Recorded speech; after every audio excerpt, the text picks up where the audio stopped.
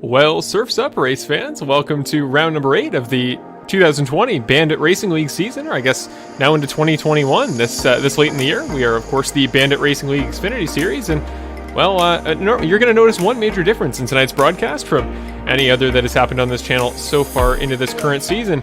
But I am not Evan Wall, as you may notice. I am, solely the voice, at least for the intro, of Mr. Marshall Crocker. I'm usually your co-commentator here for the Bandit Racing League races. And, tonight I'm going to be a little bit more than that, as I got to work out some audio levels.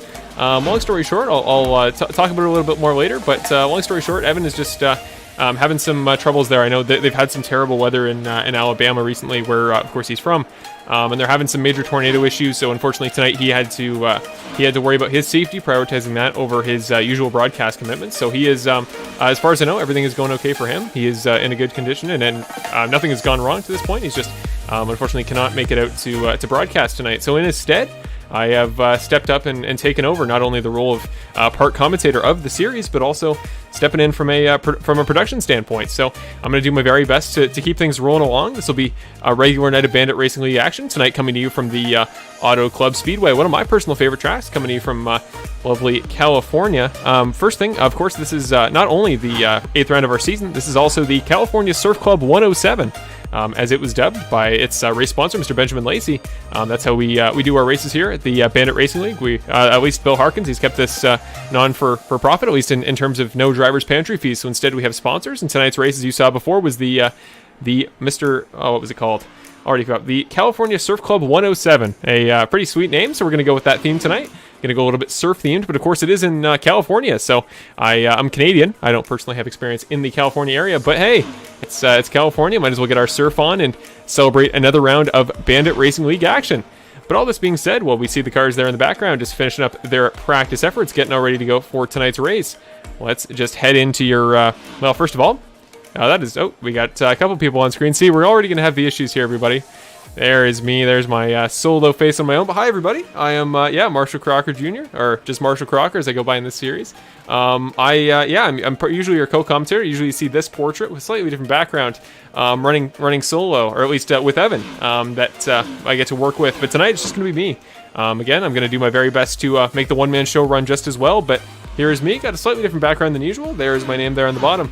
And hopefully you guys have a great time here tonight. It's going to be a little bit different than usual, because I do have experience producing. I produce my own series on Friday nights. I run an open wheel series called the Snowstorm Open Wheel Series, which if you feel like watching it, there will certainly be links somewhere, but it's going to be a little bit different. But hopefully you guys stick with me. I'm going to be checking the YouTube chat all the way through, so if there's anything you guys want, any audio levels are off, anything I'm not talking about enough, be sure to let me know. But in the short term, I'm going to do our very best to make it a fun night of racing in Auto Club. I mean, one of my favorite tracks. We'll talk about it in a moment, but this track is sublime. I mean, the racing here at Auto Club for years in NASCAR has been incredible. And on iRacing, it's one of those tracks where you see it on the calendar for any series, and you get really excited to get to spend your week there. So it'll be a great time. I'm really looking forward to it.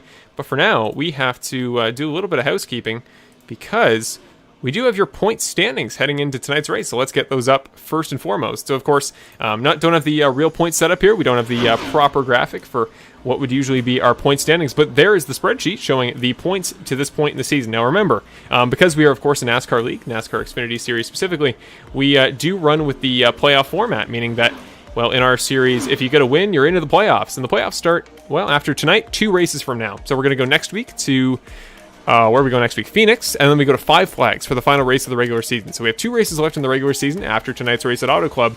So any drivers with a win automatically have their ticket punched into the playoffs, plus the next 12 drivers without a win in the points. So the number 1 driver right now without a win at the top of the point standings is Garrett Hall. He currently sits 4th in the overall points behind Nick Nickerson, Ricky Hart, and Curtis Yancey, all of whom have 1 race win so far apiece. So he's punched into the playoffs as long as he can keep that top 12 spot remaining. And I'll do some quick mental math here, but I believe, if I'm calculating correct, that Jarrett Grodzicki is currently the drop-off car in the championship standings. So everybody behind Jarrett is out of the playoffs, and everybody ahead of him, at least in the point standings that you see here, is in. So Bill Harkins is the cutoff driver. And of course, Bill runs the Bandit Racing League tonight. He was the guy that got in touch with me to know that last minute today I had to get this all put together. So I've, of course, been talking to Bill plenty in the most recent hours of the day, but hopefully he does well tonight. Always a chance he can bump Mr. Jarrett out of that spot, but Jarrett did gain 3 spots in our last race at Daytona Road Course, so he's been on the up. Maybe he'll continue up, and maybe somebody like Matt Crockett, who didn't have a very good Daytona Road Course race, could have their fortunes go the same way. You never know. We've had such an unpredictable Bandit Racing League season, and that's one of the things that I've enjoyed about it most is part of broadcasting it. You know, it's been so unpredictable. You don't know race to race who's going to win. And I was talking about my other series, but in my other series, the Snowstorm Racing Series, we do generally get a lot of new winners. So I have experience crowning new winners throughout the course of a season. But the difference being that we have one guy in my series, the only driver to win multiple races, has won 8. So you kind of get used to having that one guy that's kind of generally ahead of the field, and you can expect to be a force to be reckoned with in any given week. So certainly, maybe there's one in every series, but I don't think we have one in our series. I mean, Nick Nickerson, who's currently our points leader, won last week at Daytona Road Course, got his 2nd win of the season, and very deservedly so. It was a dominant performance from him. I would absolutely advise that if you didn't get a chance to check that out, I wouldn't say leave now. Stay here and check out the 8th round of the season with us. But yeah, I certainly would go back and watch that race if you get the time, because our race at Daytona Road Course was unpredictable. It was different. It was a track that had a lot of changes recently on iRacing. So if you're a big iRacing fan, perhaps you're a virtual driver of your own, then certainly you want to get the time to experience that broadcast for yourself. Maybe just check out the changes they've made to the Daytona Road Course. But yes, it is, man, it's going to be a great race tonight now that we've finally had the session finish up and we are ready to go in tonight's festivities. Well, now we can get going and get into your proper race tonight. I don't know what, I got to turn my sound off on Skype. There's always, again, changes you got to make. You just got to roll with the punches here, and let's just make sure that we... There we go. Now we should be good. Just, guys on Skype, we're going to be using that later for the interviews, but you don't want that playing too early, or else, well, many of you may remember the Kyle Larson situation. I'm not suggesting that here, it's just something to keep in mind. You always want to know when you're mic'd up in racing, because, well, racing's a very passionate sport, and things can get pretty intense pretty quick. But now to your live broadcast. Let's get this up proper and go check out, maybe let's go on board with Victor Weaver, who is the first driver I see on track, currently running his lap. There's Mr. Victor in the 23 car. Throw up your tower there on the left side. We will get your standings up throughout the course of qualifying. Here we go. So I believe it's 5-minute qualifying in this series, like it is with many other oval series on iRacing. We're just going to wait for Mr. Victor Weaver as he finishes up his first lap. And Victor's a guy that, well, to be frank, I don't remember throughout the... I mean, he's been here all season. He's been kind of in and out of the midfield. He's been kind of a guy that you can always count for some points. He can be competitive on a good day, but definitely a guy that could have a big showing tonight if he can get things to go his way. Auto Club is one of the tracks that, because of how many different lines are at play, as we see, we'll go to Cale Zook, who just set the fastest time there on lap 1, at least of the first 4 drivers to run one. Now Benny Hogan going to go to the top of the timing standing. So there's the 44 of Cale Zook. Benny Hogan still holding down the number 1 spot, even with Brett Guzik taking over number 2. With the 88 car of Benny Hogan after lap 1 here in qualifying at Auto Club, he holds on to the top spot with a 42.20 lap. Great time here at Auto Club. That was certainly faster than what I was able to set in my own practice efforts, and needless to say, these guys are going to know the track much better than I in my very few hours of testing. But yeah, so Auto Club Speedway, it's a track kind of known for its multiple lanes. I mean, you think about some other tracks, think about a Darlington where you only run the high lane. You think about a track like, well, Daytona or Indianapolis or any of the super speedways where you only run the low lane, and you really don't have to worry about running that high line. Whereas here at Auto Club, really any line is in play. That's why it's such a fun track, is because really anywhere on track you can go, as long as you can keep the back end under you, and as long as you can keep the front end out of the wall, you can drive anywhere on this 2-mile oval, and anything is fair game. So we're going to see guys running the wall line, which on tires is perfect. You can burn off less of your tires over the course of a longer run by just running the outside and using that to your advantage. But really, it can be very tough to keep the nose off for long periods of time off the outside wall, because you're going to be running such fine margins. And here in qualifying, you're not going to see anybody doing it. At least we're going to keep an eye on some drivers that maybe haven't set a time as of yet. Currently, well, we can go to Brandon Jackson, the 99 car, who is just heading onto the track, one of your race winners this season, who has his ticket punched into the playoffs. But yeah, there's no reason to run the outside line here in qualifying. It's a case that on new tires, getting the back end around a little easier than you would later in the run on older tires. You can just kind of run the bottom line and send it in there. There's no real worry about having to go to the top. So you won't see guys doing it as of yet. But could see it later. So here is Brandon Jackson. I'm going to go to a bit of an alternative camera angle on his part as he comes through turn number 3 and 4. Here he comes out of turn number 4. You see, getting that huge run there, going to send it to the top line. Looks like he is going to go for the best run up he can into the corner. Ricky Hart is going to put himself into second. We'll go to him momentarily. But here is the feed of Brandon Jackson. You can see the little name badge there on the right side of your screen. But now he's actually going to run fairly high up the line. That's kind of sitting right about the middle. So this would be the middle line you'd expect. The guys on the inside are going to run with the left tire, the front left on the white line there on the inside. And the guys that are going to run the outside are going to run much closer to the wall than Brandon just did. So we'll see if Brandon can improve in his quest for another pole this season. I believe he was a pole sitter formerly this year at, I believe he was the pole sitter at, that was Iowa when he won earlier this year. So there is precedent for Brandon Jackson to set a time as quick as that. We'll see if he does it here. But Ricky Hart came only 0.03 of a second off of Benny Hogan there for that top spot. See if Benny can hold it. Where does Brandon Jackson go? Going to go to second, just barely off the time of Benny Hogan. 100th of a second. Don't have the exact margin here, but we'll see it when we go to your race results, or at least your qualifying results in a moment. Only a few seconds left in qualifying. So what a close battle there between those two gentlemen. Curtis Yancey is also on track, so the 51 car might have one more lap left in him, but judging by how far he dove to the inside of the track there on the backstretch, I'm going to say he is finished. So Mr. Curtis Yancey's time comes to an end, and with that, your qualifying session for round number 8 of the Bandit Racing League season in the Xfinity Series at Auto Club, aka the...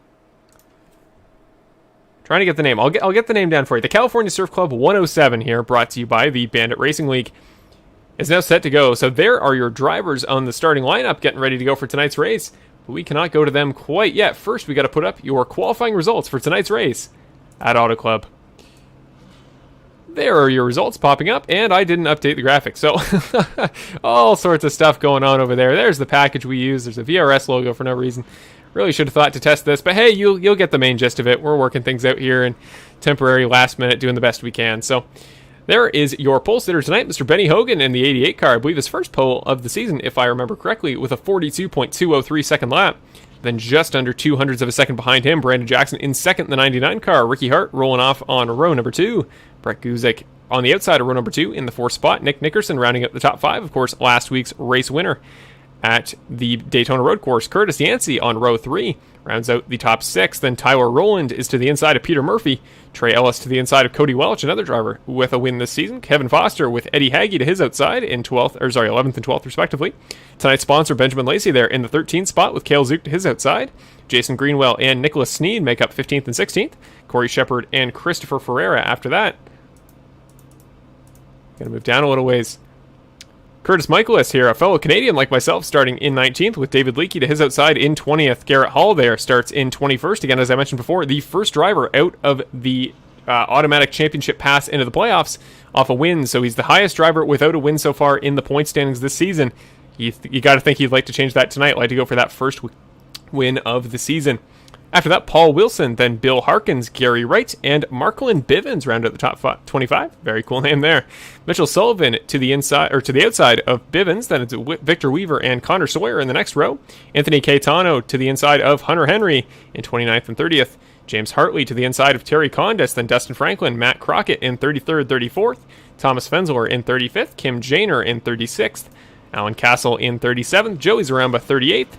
And that will round off tonight's field. And of course, some of those drivers did not set a lap time. The last couple, I believe, did not. So you never know. Guys in qualifying can have a number of reasons for doing so. Some intentionally start at the back in order to avoid incidents. And I think personally, if you have the confidence to go for a pole time, traditionally you're always going to do it because, well, it's championship points. It's very valuable. And I know each series has a different amount for it. So some series it can be very important. It can be all but mandatory to get a few pulls over the course of your season to win the championship realistically, but here at the Bandit Racing League, we give it a very fair portion of points for it, so I wouldn't say it's exactly the be-all and end-all of your race if you don't get him, but Benny Hogan may not show up currently on the timing tower, but he is your pole sitter for tonight, so best of luck to the 88 car and the 99 on his outside in the number 2 position. That is, of course, Brandon Jackson, so Benny Hogan, who I believe does not have a race win this season.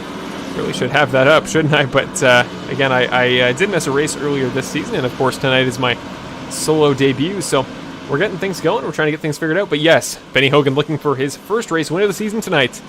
Coming up to the pace car here. The pace car is going to take the left-hander onto pit road momentarily. We are getting ready to go here at Auto Club. The 88 and the 99 stacked up left and right. Here we go. The pace car is going to take the left-hander onto pit road. Benny Hogan is the control car. Waiting. Still stacked up. Everybody's getting stacked up, but there goes the green flag. Benny Hogan takes the green flag, cross the line. Very first lap, Jackson beats him to the line before we even go green. Green flag for the round number 8 of the Bandit Racing League Xfinity Series here at Auto Club. In the very first corner, Brandon Jackson's going to prioritize the top line, going to run right in the middle there, but Benny Hogan puts his left right on the inside as he takes the entry into the corner. Going to keep an eye there on the background. We do have cautions, of course, tonight. They're set automatically by iRacing, so they can occur at any moment, but through the first corner, everybody makes it through clean. But one driver makes it better than the others. Brandon Jackson taking off there up front. Great first lap for the number 99 car. Now going to go 3 wide behind Ricky Hart Jr. to the top of, that's Ricky Hart Jr. on the inside of Brett Guzik. Somebody getting loose in the back. Benny Hogan's around. Your pole sitter immediately. The first lap of the race that he did not want. Benny Hogan. We got to go to a replay here. Now the caution comes out. You're first of the race, but chaos here at the very beginning of tonight's race.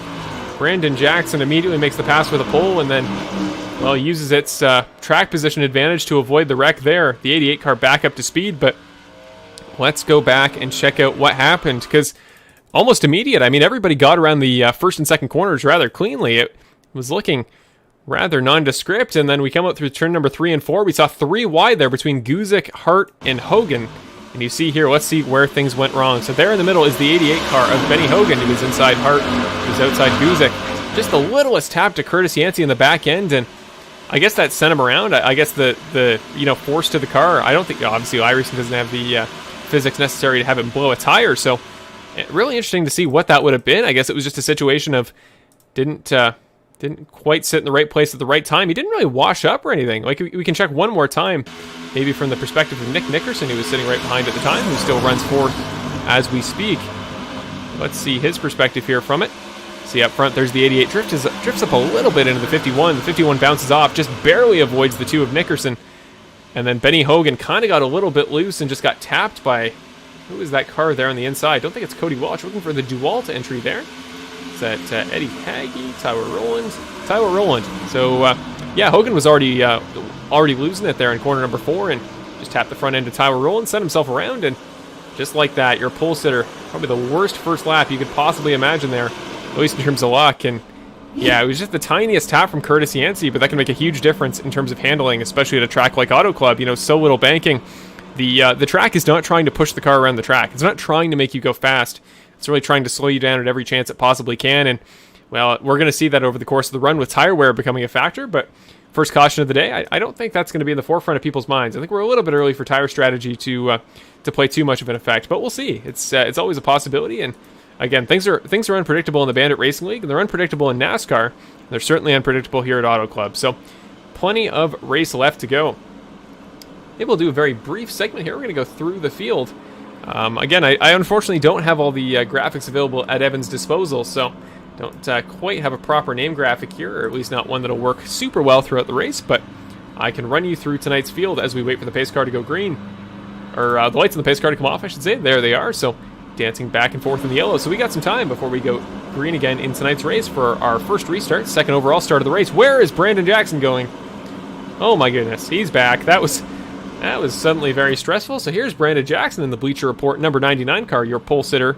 Well, effectively your pole sitter after one lap, and really he was your pole sitter because he crossed the line first, beat Benny Hogan to the green flag. So great jump on the start there for Brandon Jackson, and it paid off, allowed him to avoid all the chaos sitting in behind him.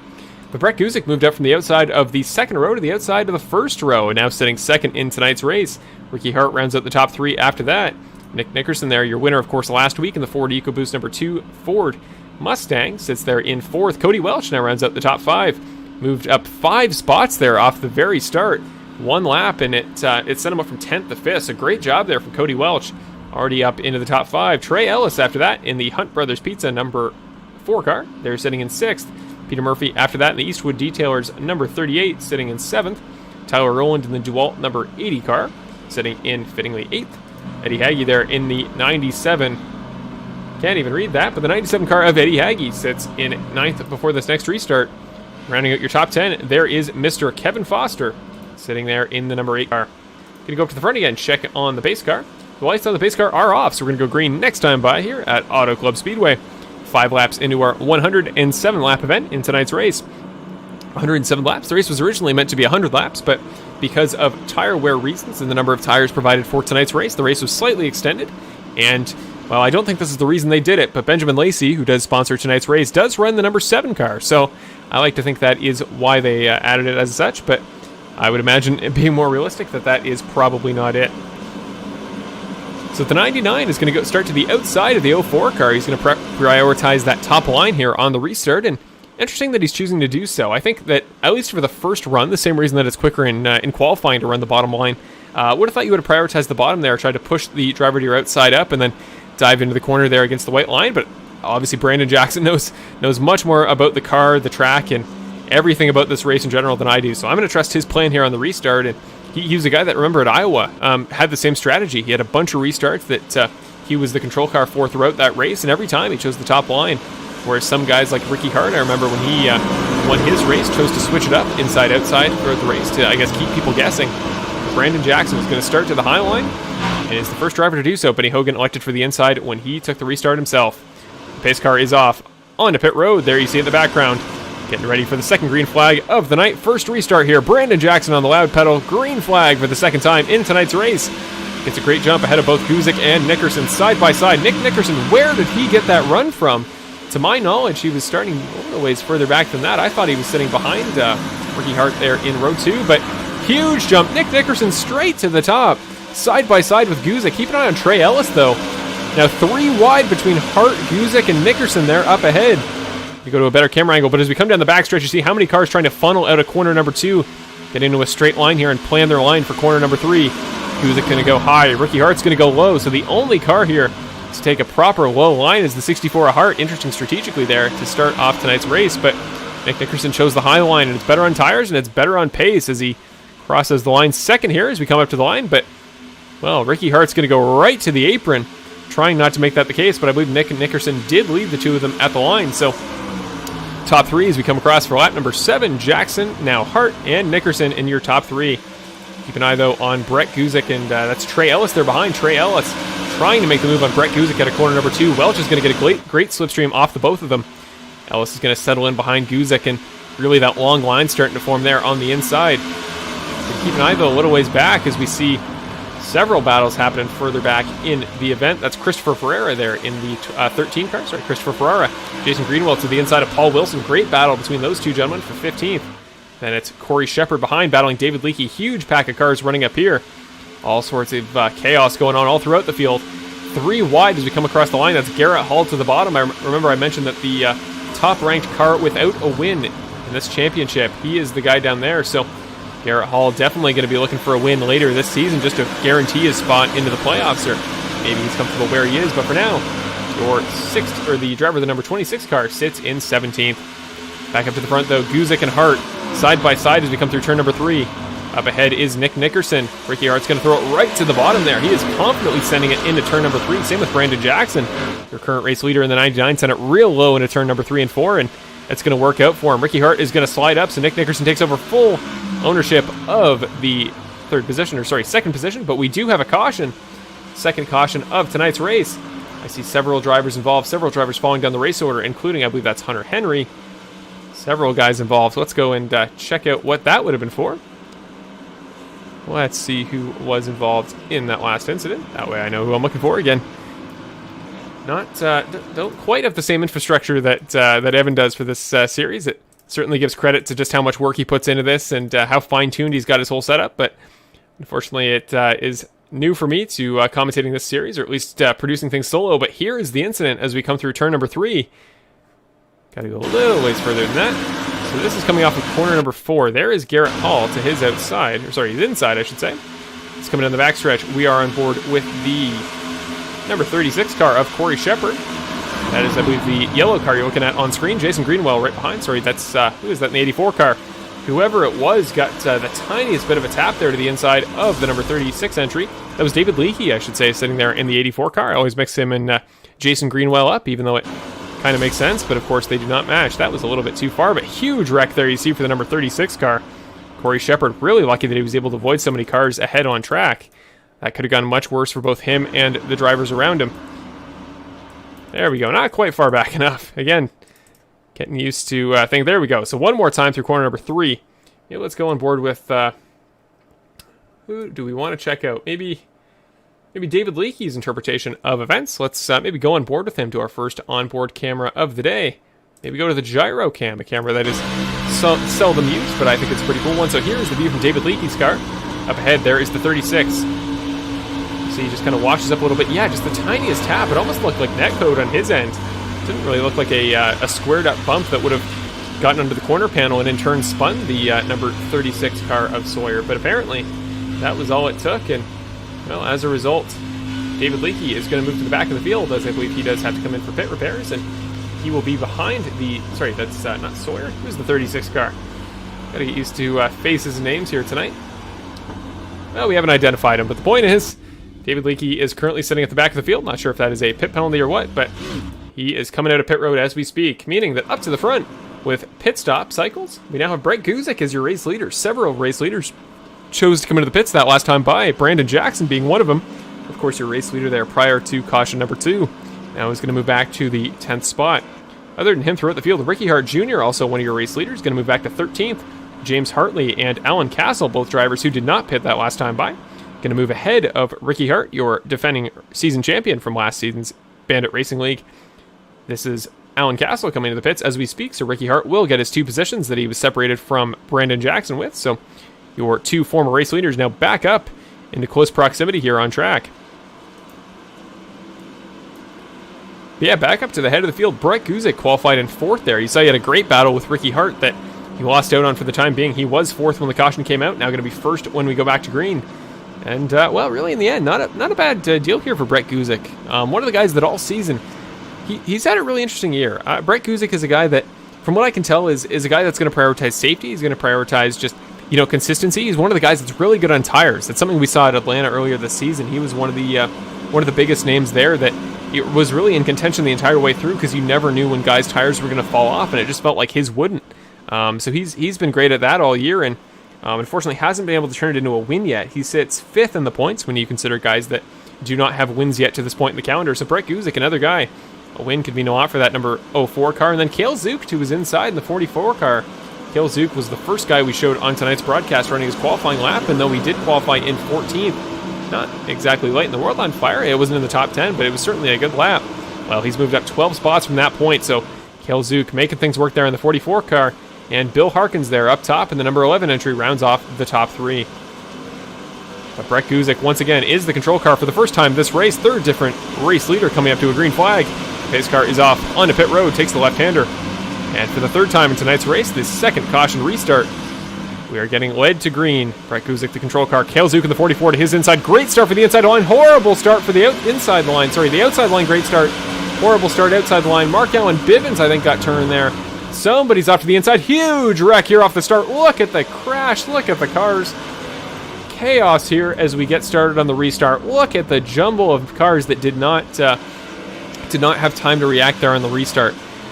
What a bizarre start. And really, I think if that tells you anything, it should tell you just how important tires are here. Because if I had to make an assumption, it was that Cale Zook on slightly old tires, even 12 laps in, may have spun him a little bit and in turn checked up a significant portion of the line behind. Caution number 3 tonight.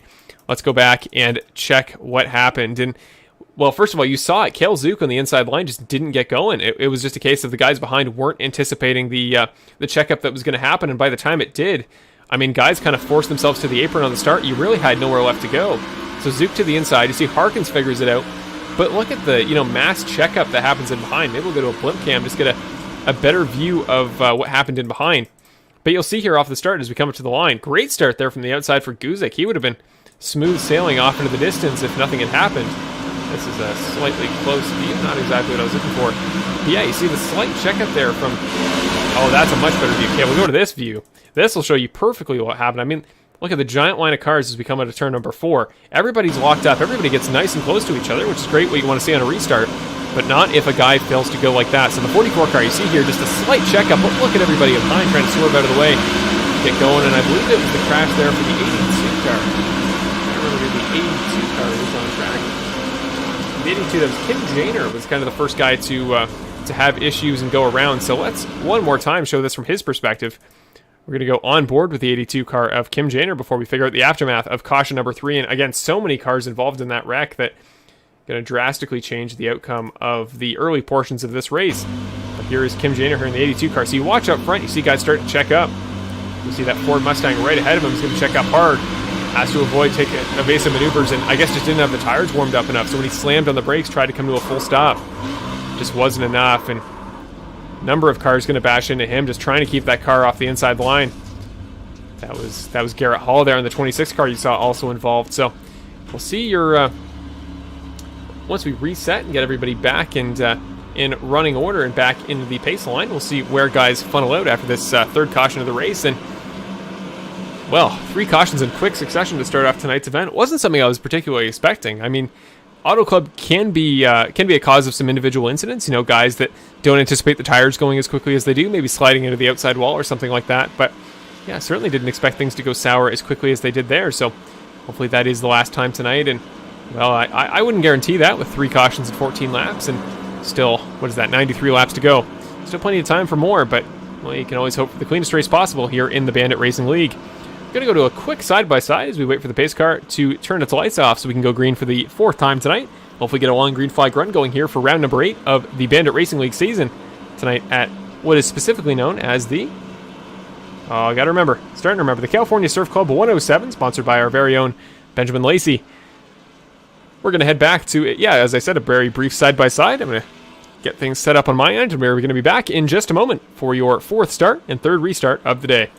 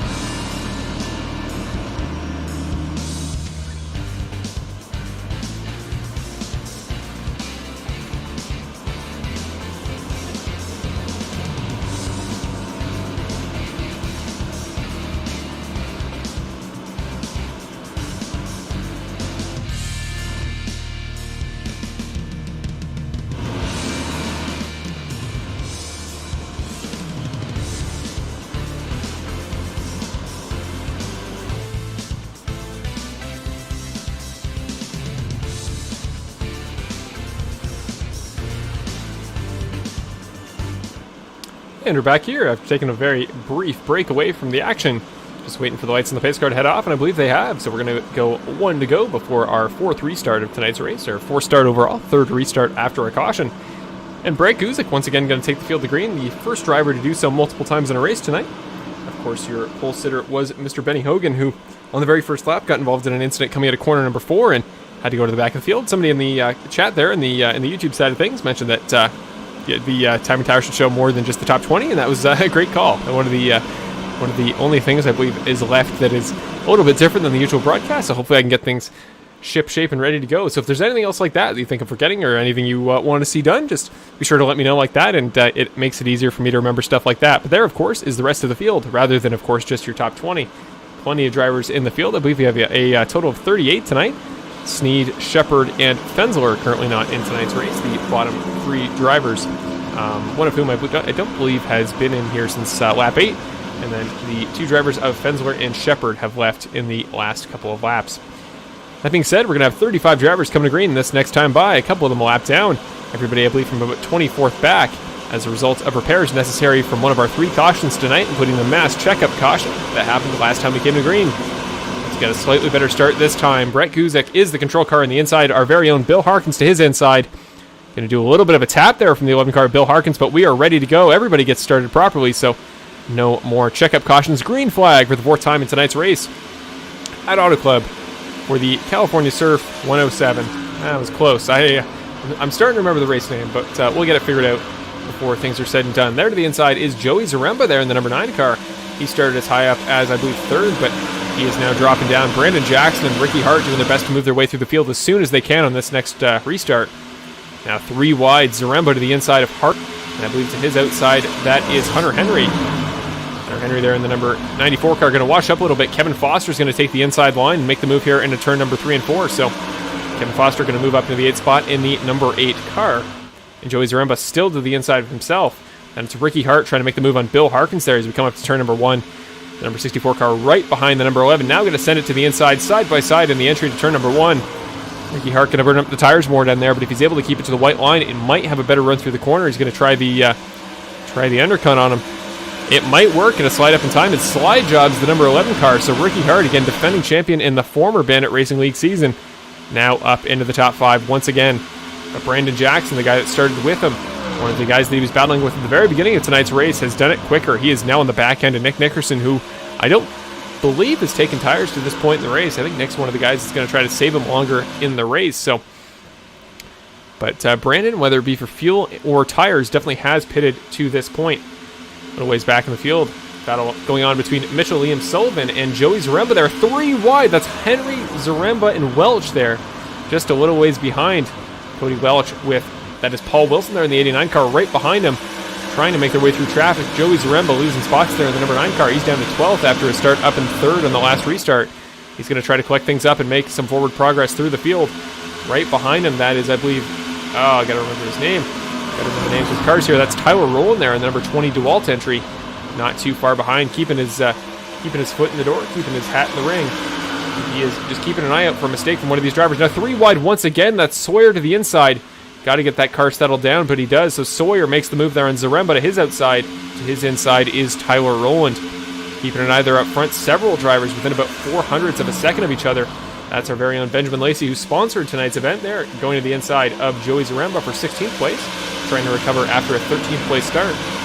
Cale Zook, though, big move to the inside as we come down the backstretch here. This is for the lead. Brett Guzik there. I don't think the run is going to be there for the 44s of Zook, so he's going to have to stay in second for the time being, but big send to the inside through 3 and 4. He is doing his very best to make up spots wherever he can, and on timing and scoring, he's going to go to first now. Can he lead the lap at the line? That is a bonus point for him. So Cale Zook, as we come to the line, side by side with Brett Guzik. Guzik will take it. Nick Nickerson going to push the 04 car across the line that last time by, so you may see some bonds for him, and guys going to start working together. 3 wide for second.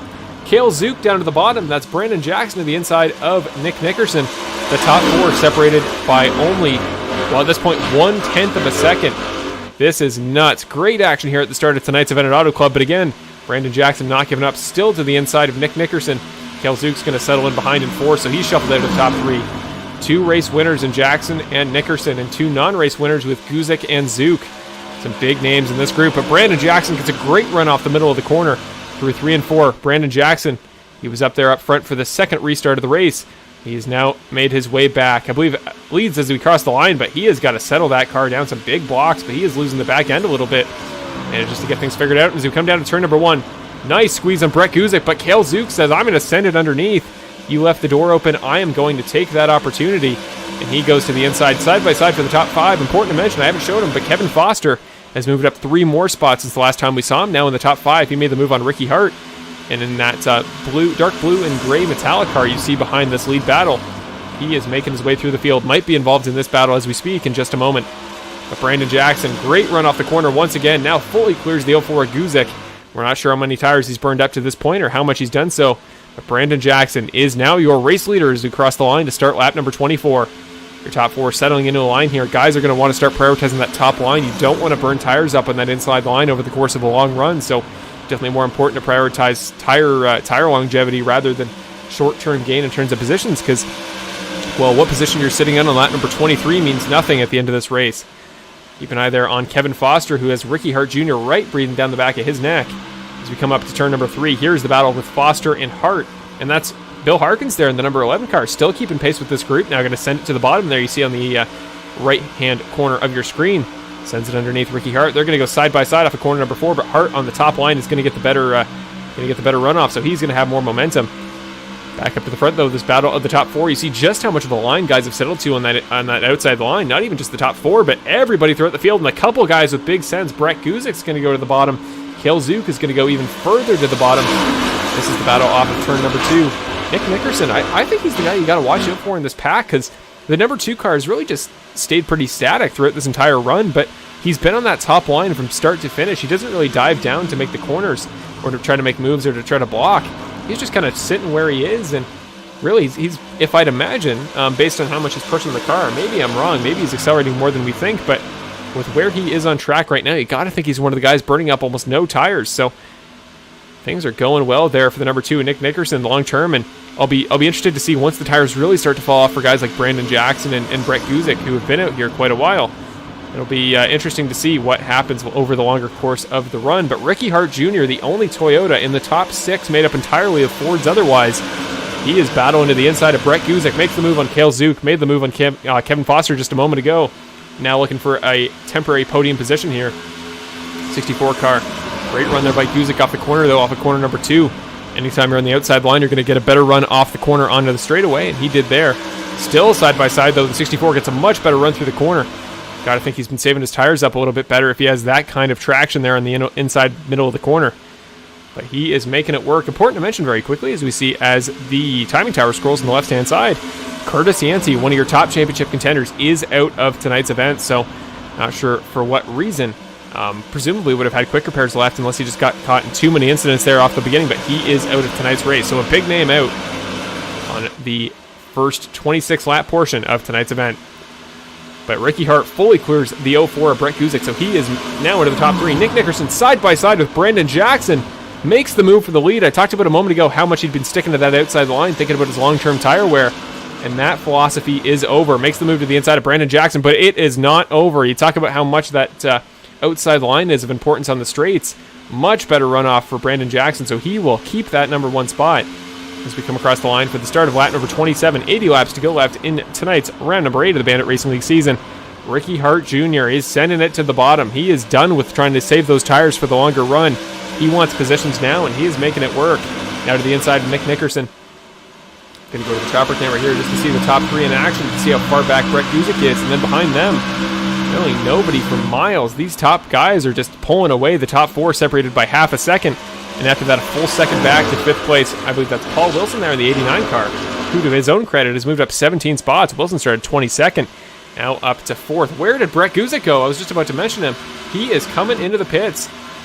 Your number 04 car, your, I believe, 2nd place starter for tonight's race, did start beside, I believe, the pole sitter of Benny Hogan. So he's had a great night to this point, but he's going to take his first pit stop of the race.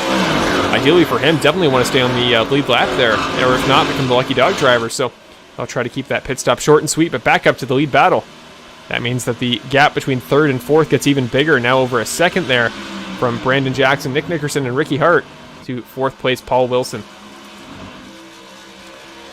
Going to go back a little ways through the field, keep an eye on some battles. This is Mitchell Liam Sullivan, a name that I don't recognize. Again, full-time, well, semi-full-time, Mr. One Race, co-commentator. You'd think I'd recognize everybody by now, but I don't recognize Liam Sullivan's name. So maybe it's not a guy I've talked about a lot in the past, but he's had a great night to this point. You see that's Benjamin Lacey to his inside. Again, race sponsor. Benjamin's having a great race so far, up 5 spots from 13th to 8th. But there, I believe in the background, was Brett Guzik just coming out of the pits now. So Brett Guzik is either going to be a lap down or very close to it. I have to keep an eye on it. So he is very, very close. He is within about 3 or 4 seconds of going a lap down. So Brett Guzik is going to have to put in some flying times here. But 4th caution of the day comes out right as we're about to go back up to the front. So Brandon Jackson remains your race leader here as we come into this next caution. But what happened there? Bill Harkins is in the pits. Hunter Henry's in the pits. It's kind of a free pit stop for those guys. Perfect timing for the 84 and the 94 car. Was Hunter Henry involved in the incident? He was not. So let me just do some digging on my analytics and see who that would have been involving that last caution. So I'm seeing Dustin Franklin is the driver who crashed. Remember, Dustin Franklin, your race winner at the very first race of this season.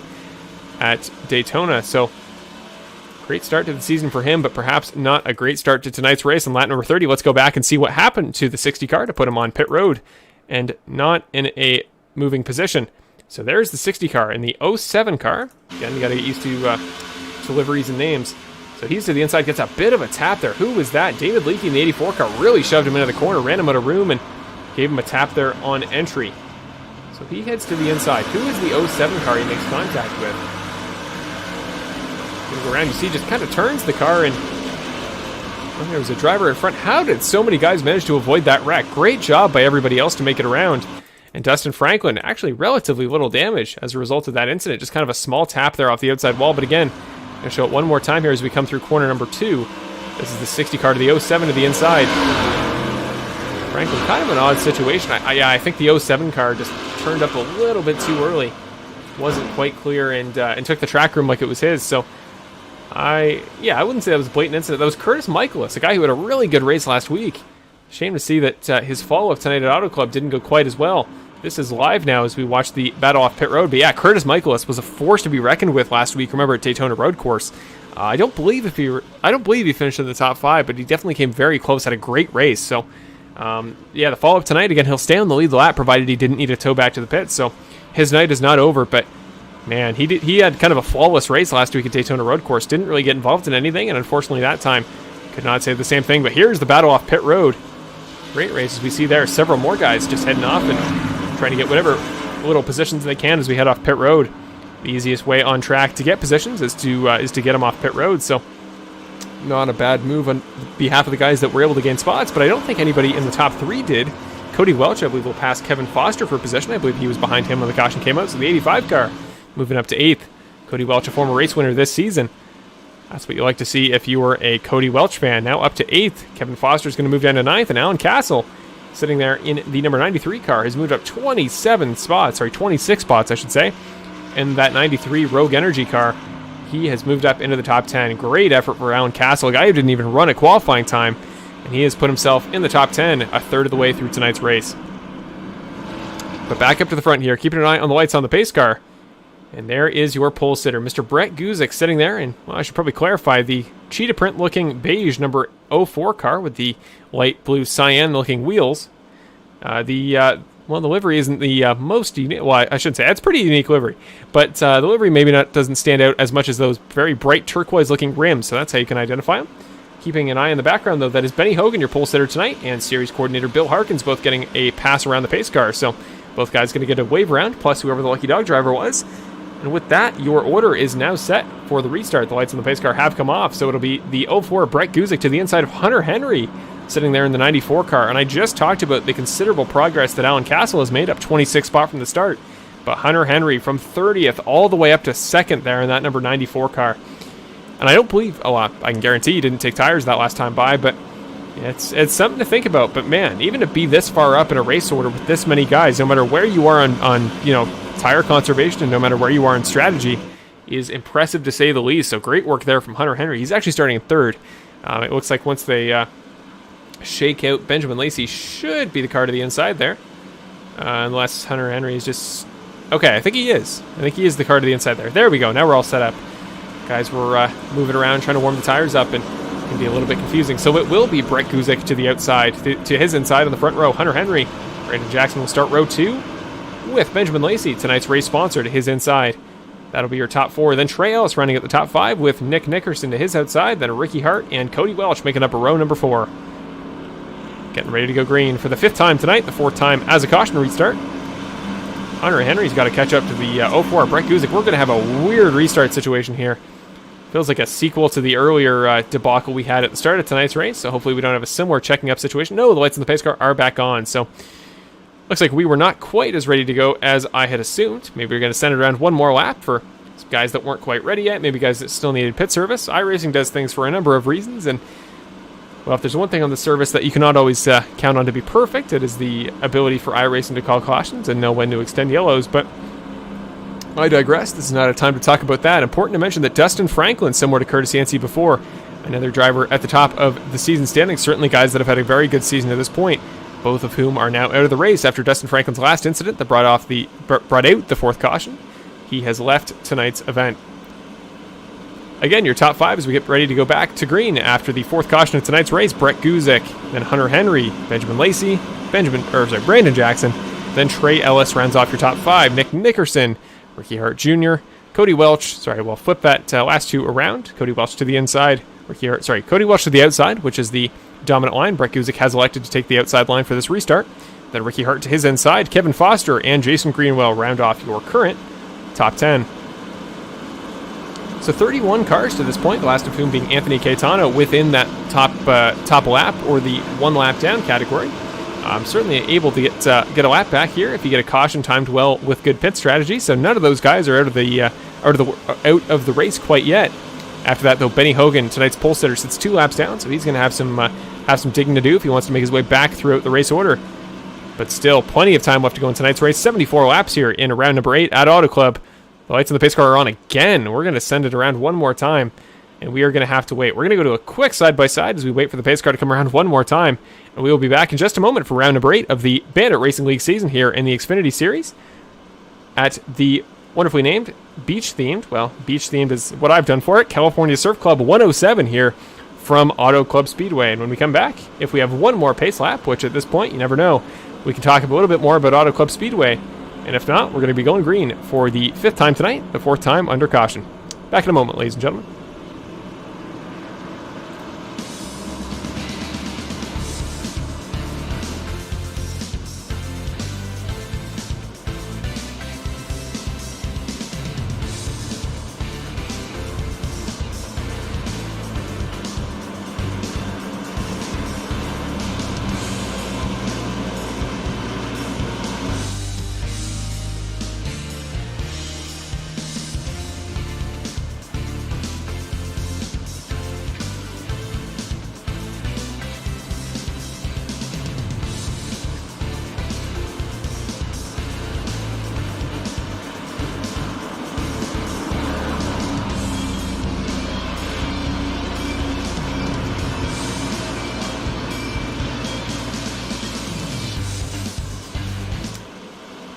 Doubled up, stacked up, ready to go is the condition we are in for tonight's restart, the 4th of the race here at Auto Club Speedway. Of course, for those of you just tuning in, I am your traditional co-commentator alongside Evan Wall, Mr. Marshall Crocker Jr., but I've taken over solo responsibility tonight, as Evan is not in a situation where he can broadcast. The pace car is taking the left-hander onto pit road, though.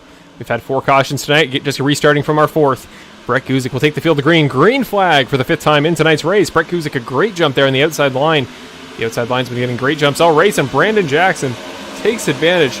Action Jackson, as they call him there in the number 99 car, gets a great run off Brett Guzik in corner number 1, and he is making it work straight to the bottom there on Brett Guzik in the number 99 car. Sends it to the inside of the 04, and he is up into the lead on the very first 2 corners of tonight's restart, the 5th of the race. Great start there for Brandon Jackson, takes over the lead once again. But in behind, Ricky Hart Jr., huge send on the inside of Benjamin Lacey and Cody Welch. He gets to the inside of a 3 wide, almost a 4 wide if you include Hunter Henry up there in the number 94 car. Now Welch is going to try to make a similar move, so Ricky Hart's going to slide up in front of Hunter Henry, preventing him from getting that run off of corner number 4. Welch and Hart going to box in that number 94 car, not going to give him any room to work with there with the momentum he gained off of turn number 4. But Welch gets a great run as well off of turn number 4. He is going to get the run past Ricky Hart Jr., put himself up into 4th as we come through turns number 1 and 2. And he makes the move temporarily on the defending season champion. But back up to the front, this is the battle between Nick Nickerson, who just passed the driver who led us to the last restart, Mr. Brett Guzik there in the 04 car, who's dropped to 3rd since that moment.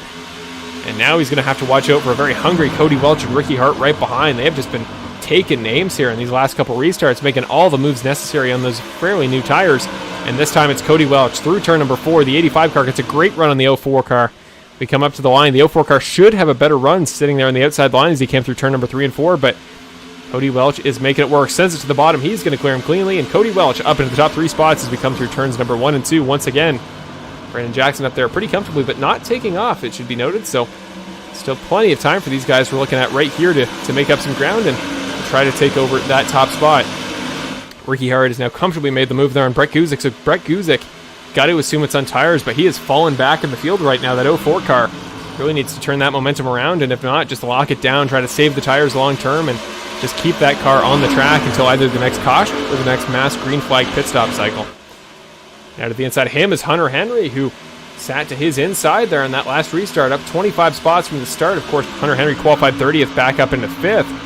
Henry's had a great night to this point, and I was worried his tires were old enough that he was just going to be falling in this stint, but there's a pass on your former race leader, Mr. Brett Guzik, into the inside. Don't forget about Jason Greenwell there in the 83 car, a car that's very similar to the 84 of David Leakey's. That's why I mix them up so often.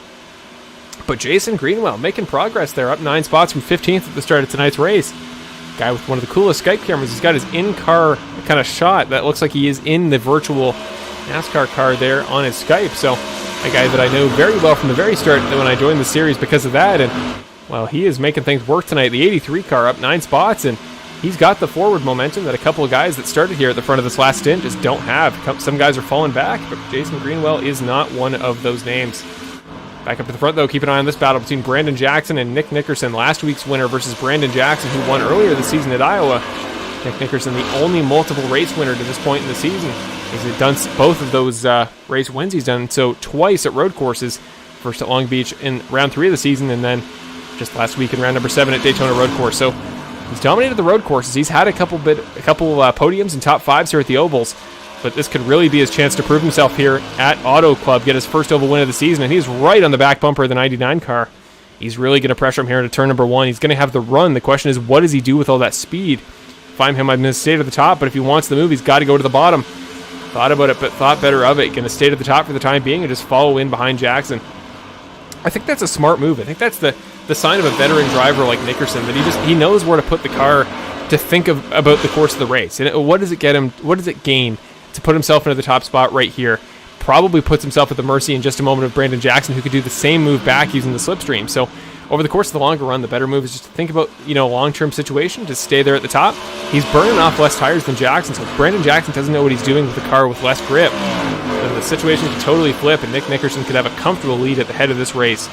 But here is Benjamin Lacey battling with David Leakey and Brett Guzik. Brett Guzik now fallen 8 spots since the start of this last stint.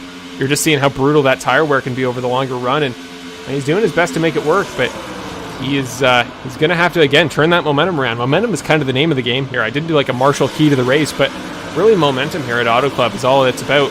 It's just keep the car in a situation where you can compete with other drivers and know when you need to compete, know when you need to save tires. This is the battle for the race lead again through 3 and 4. We saw that huge block just a moment ago from Brandon Jackson there in the 99 car.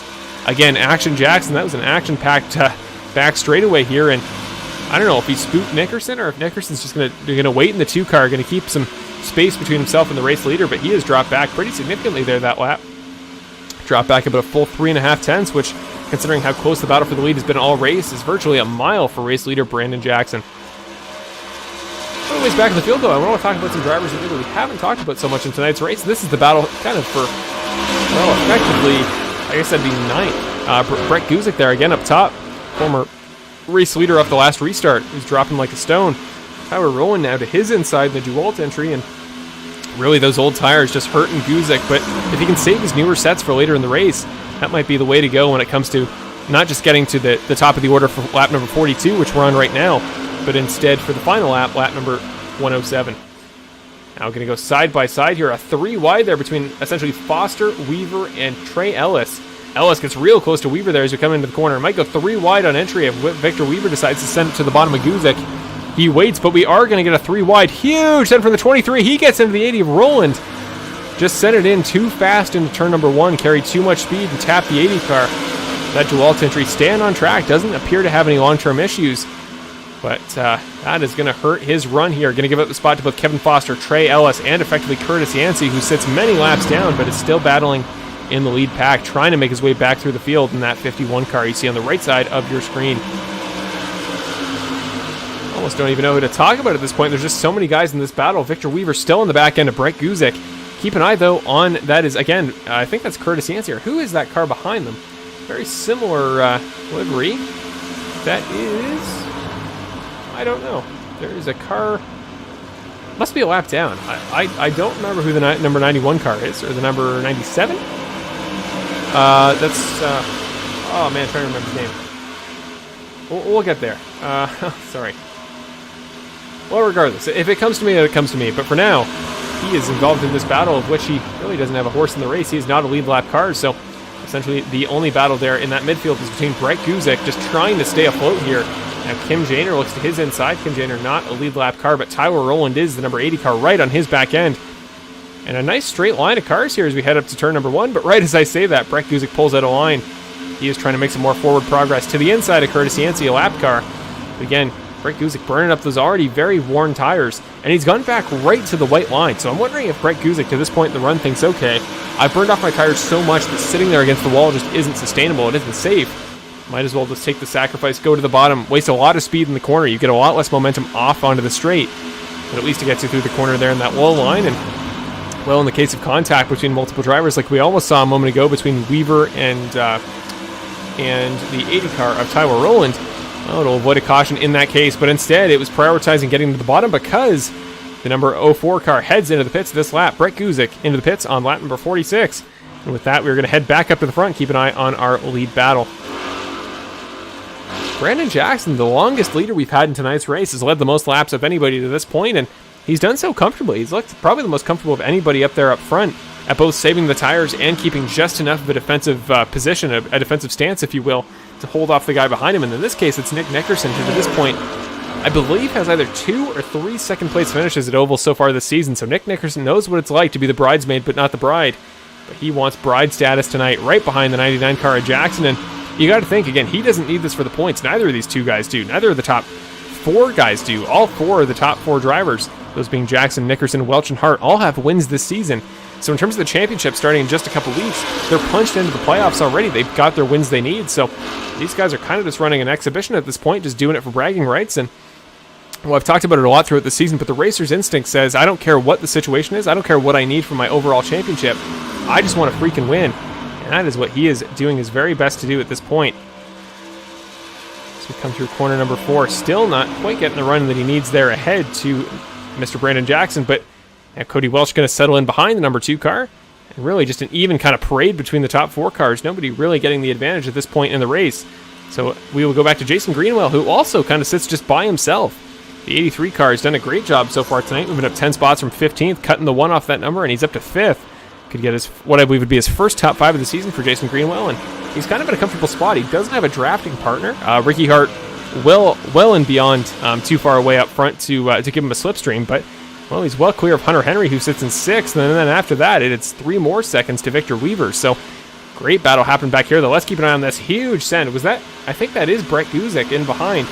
Again, trying to make forward progress. Or no, it's not, unless he lost the lap.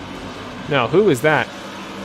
Benjamin Lacey there to the inside of Kim Janer, who was also not on the lead lap. There's Brett Guzik, who is a lap down. So Brett Guzik going to have to make up some time there. Sends it to the inside on new tires on both Lacey and Janer. So forward progress finally from the 04 car. Brett Guzik, just unfortunately it meant that he did have to pit early and is now off strategy from the rest of the field. David Leakey, though, side by side to the inside of Kevin Foster. To his inside, Victor Weaver, 3 wide, the 97 car right behind. Again, don't quite remember who that is yet, but whoever it is, they got to watch out for the cars up ahead, because they almost put themselves in a 4-wide situation, and even at Auto Club, a very wide track overall. 4 wide, again, just not very sustainable throughout an entire corner. 3 wide once again on entry, though. That's Tyler Rowland still up top, sitting comfortably there. Brett Guzik gets tapped. Was that Victor Weaver that got to his inside? Brett Guzik saves it. The 04 car trying to do his best, trying to get to the 04 car very rapidly. Still no caution, so he must have saved it. I am trying to get to his feet as quick as I can. There we go. Brett Guzik, he is back up to speed. Brett Guzik, what a performance there. We are going to go very quickly. Let's hope that nothing happens while we're gone. But we cannot do that due service without watching it again. Look at that save from the 04 car. This is coming through turn number 2 and 3. So the 04 car, middle of your screen, that beige kind of checkerboard car. That like sandpaper looking thing. Gets tapped on the quarter panel by Victor Weaver. Puts it on the apron. Almost saves it. Loses the back end again. Tokyo drifts it. Avoids Trey Ellis and back up to speed for the front stretch. What a save by Brett Guzik. That is sustainability. I talked about it before. One of the biggest strengths of that number 04 car was his ability to, stay consistent, avoid incidents, roll with the punches, and that was the best example he possibly could have given. What a turn by Brett Guzik. That's got to be our moment of the race. I'm calling it early here. We don't have that segment, and I don't have many segments, but one of them I do not have is unfortunately a best move of the race, but that would absolutely be it. Awesome job there by Brett Guzik. Great piece of driving there. Back at the front, though, you may notice a couple of new faces and some new spots. Cody Welch up to 2nd, Ricky Hart up to 3rd, Nick Nickerson, the guy that I speculated earlier, was probably the best on tires of anybody in the top 4. Maybe that wasn't the case. He is losing spots, not to a disturbing amount, but he is dropping back just slightly. Well, really, the biggest question you got to ask is this an intentional game plan? I mean, Nick Nickerson, again, a guy I talked about a moment ago, who was prioritizing the high line, making sure he had tires for the long run. Always the possibility he's saying, okay, no point in getting myself involved in a battle with two guys like Cody Welch and Ricky Hart, who are very talented drivers, very passionate, and they've now gone side by side right as I say that to prove my point almost perfectly. Hart to the bottom of Welch here into turn number 3. Ricky Hart might put himself up into the top number 2 for the first time in quite a while. Lap car to the inside, though, as he heads off into pit road, so isn't going to get into the way, manages to get onto the apron quick enough. There is smoke up ahead.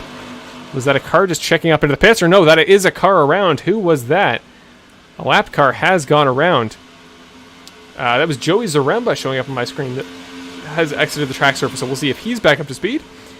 Still running there on the infield grassy apron, but is keeping the car in one piece. He's not making any quick maneuvers to get back on track, but finally he does. So the number 9 car back on track, no caution. Not sure what happened to him, but we got to focus on this battle for third, or second effectively. Cody Welch there with Ricky Hart Jr. to his inside. Once again, didn't work last time, but if Ricky Hart could really send it there to the white line, get the tires to grip a little bit through the corner, maybe pressure the 85 car up a little bit, might be able to make the move.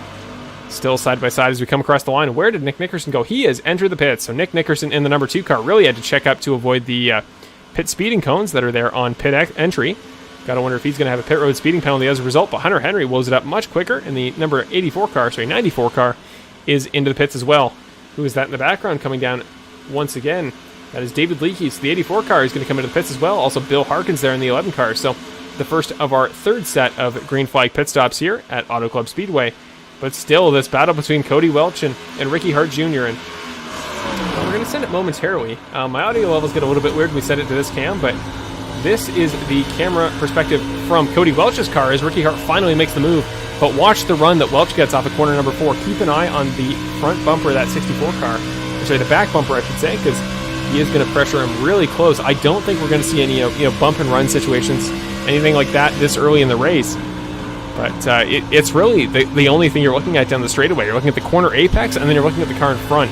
And you want to almost perfectly mimic when they turn in and their turning radius if you're trying to follow the car. And if you're not, you're trying to pick, okay, when can I approximate they're going to make that move down to the bottom? And you got to make it first if you want to make the move there on the inside. And apparently for the time being, he doesn't. Cody Welch is going to settle for turn, at least as far as we go for turn number 3, he's going to settle for third for the time being. So Ricky Hart up front is going to hold on to second for the time being. Brandon Jackson up front is going to come into the pits. So your race leader, who I was just about to say has gained about a second ahead of Ricky Hart. Ricky Hart now becomes your race leader. He's going to get the bonus points for leading a lap. But not only was it Brandon Jackson, but Cody Welch will also come into the pits. So only one of your original top 3 left on track. And everybody else is pitted. I mean, look at the timing tower there on your left side. You see the gap there behind them was about 25 seconds even before they came in. So Ricky Hart, the only guy left on track, at least the only guy battling for position there up front, who has yet to pit. He's going to be the last guy to do so. Matt Crockett now in Castle. Matt Crockett there in the 10. Alan Castle there in the 93. The only cars left on track other than himself, that being Ricky Hart Jr., who have yet to pit. Ricky's gone to the bottom, and I believe this is the lap. The 64 car onto pit road on lap number 56, meaning that if Matt Crockett can get around in time, might have time to lead this lap, but Ricky Hart had to check up real hard there. You saw the tire smoke there on the front right. I guess the tire perspective thing doesn't matter because you're about to switch him right out. But the thing you worry about if you're a fan of Ricky Hart is whether or not he got a pit road speeding penalty. Really the one thing that can put the kibosh on the hopes of a win for somebody who's been as comfortable as Ricky Hart has, or at least this early in the race. So you got to think the pace he's had all race and the ability he's had to conserve tires. Definitely a favorite to be there at the front when this thing is said and done. But for now, he's just got to keep it clean and have a clean pit stop there. The only guy running where he is, so either he's going to get a great overcut and he's going to gain some time on some of the guys behind him and maybe even pass Brandon Jackson, or on the other side of things, he might go backwards and might lose himself a drafting buddy. You remember that big no man's land sitting in behind him there? That top 4 was just taken off from the guys behind. So if you get out in a spot where you don't have cars to bump with, or you don't have cars to use the slipstream on, you might find yourself in kind of an awkward no man's land space. But this is Alan Castle, who, well, he's going to probably not lead a lap depending on how quickly he gets across pit road. But for now, he is the only driver there left on the lead lap who has yet to pit, and now he does. He comes down pit road this time by, so Brandon Jackson will not be a race leader. Instead, Nick Nickerson, look at the gap he's broken ahead to Brandon Jackson with, about 3 or 4 seconds. I believe just under 4 seconds as he crossed the line for lap number 58, so I think Alan Castle should.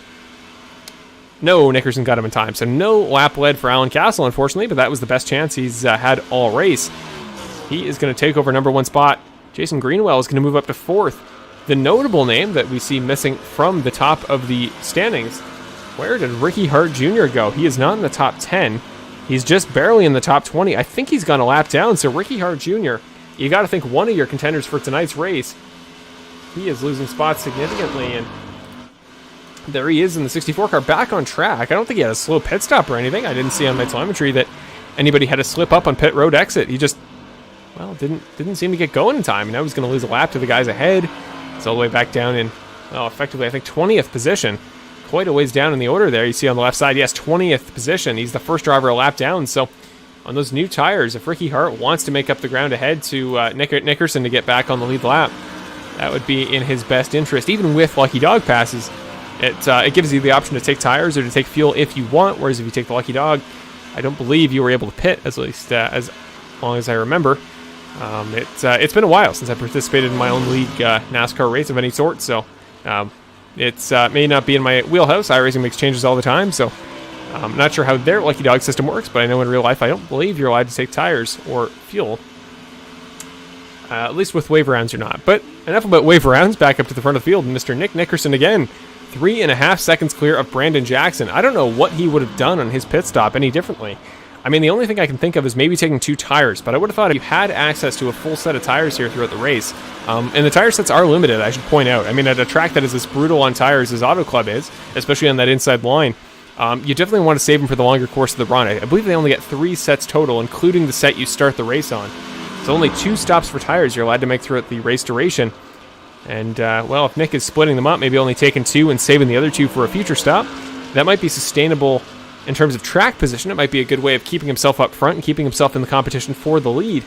But in terms of late in the race, where you want as many tires available as possible, maybe a late race caution, and you can put on a new set of 4 pieces of rubber, great luck for that last stint. That's going to be the best chance you can possibly have at the win. So we'll see what his situation is later, but we got a battle going on between Brett Guzik and Tyler Rowland, both guys that have pitted here since we last talked about him. But Tyler Rowland to the inside there in the 80, the 04 car of Brett Guzik, both guys that have started the race ahead of where they currently sit. Rowland there started in 7th, where, well, I guess he now sits as he makes the move on Brett Guzik. But Brett Guzik started in 4th and has dropped back to 8th, so not an easy time for either of these two gentlemen. But Benjamin Lacey is going to make the move as well. He has actually been a gainer over the course of this long-term race. He's made up 5 spots since the start, started 13th, all the way up to 8th at this point. As we head into turn number 3, might even go for the move on Tyler Rowland, but Tyler Rowland in the 80 car is going to block hard to the inside line. He is not giving Benjamin Lacey the time of day. He is going to hold on to that spot for the time being. But let's go up to Kevin Foster here. Currently sits in the 5th position, but perhaps not for long. Hunter Henry there in the 94 car, going to send it to the inside, coming up to turn number 1. Gets it to the inside the line. Is he going to have the traction there? He's going to have the newer tires, but how much does he want to burn up his rubber? Apparently pretty consistently, because he is going to go through the corner, sticks on the bottom line, gasses it all the way through, gets a much better run. But it's corners like that. If you want the dictionary definition of what a corner that is brutal on tire wear looks like, that would be one of them. But Hunter Henry, well clear of Kevin Foster and back into the top 5. Back to this Lacey Weaver Guzik battle though, and as well Tyler Rowland. So there are your 4 drivers separated between about a second, maybe a second and a half. And then Hunter Henry isn't too far up. I mean, that was who was it that made the move on? No, he made the move for 5th, I should say. That's Kevin Foster right ahead of this pack. You see the 8 car and that kind of blue and metallic silver car up ahead. That's a lap car there in the bottom, not in the lead lap battle. But now Tyler Rowland's going to get a run off of corner number 2. Might go for the move on Kevin Foster. This is going to be an interesting battle down the back straightaway as we come up to turn number 3.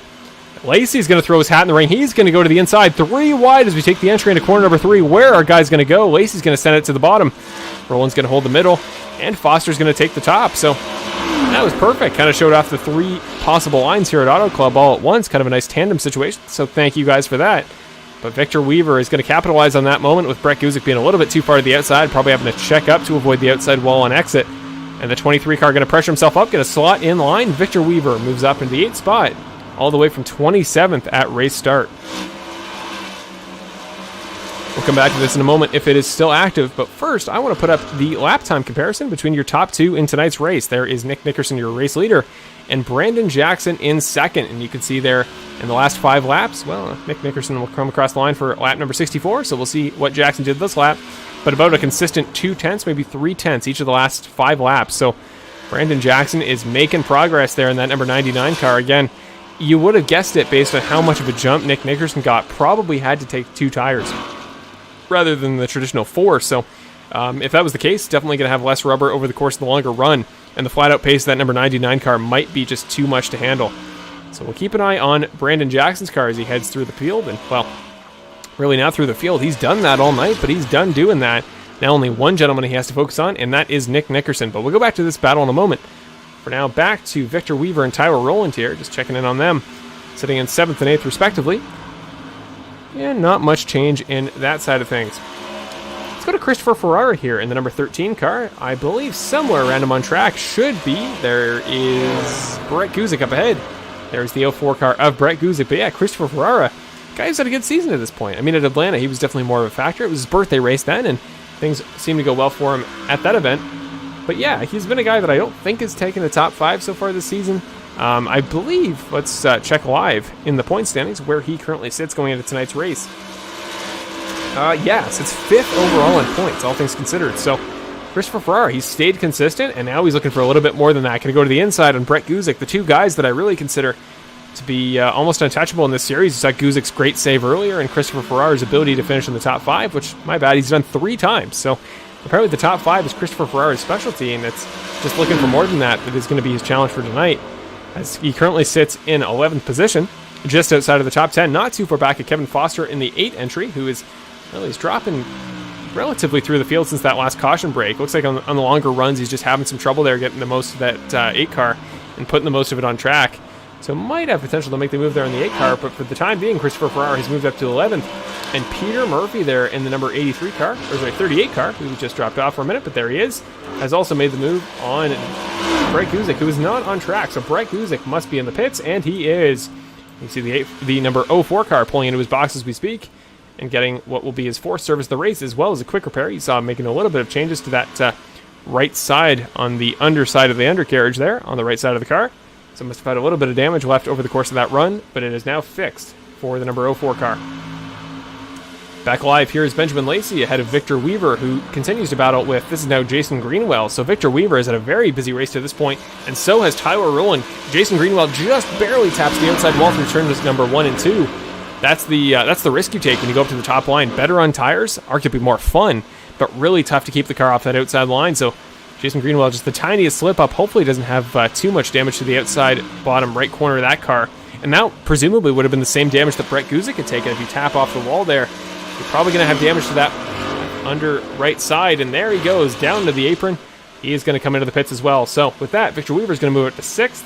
Tyler Rowland is back up to 7th. Trey Ellis is in 8th. Christopher Ferrara moves up to 9th. And Kevin Foster back into the top 10 after a brief hiatus of doing so. Brandon Jackson here trying to chase down Nick Nickerson. We're going to go a very brief break. We're going to stay on board here with the number 99 car of Jackson, but we're going to go to a quick side-by-side break. We'll be back in just a moment. And we will be back for the continuation of the Round 8 of the Bandit Racing League Series here in the California Surf Club 107. There it is. In tonight's event at Auto Club Speedway. We'll be back in just a moment, but for now, let's watch Brandon Jackson's attempt to chase down your race leader, Nick Nickerson.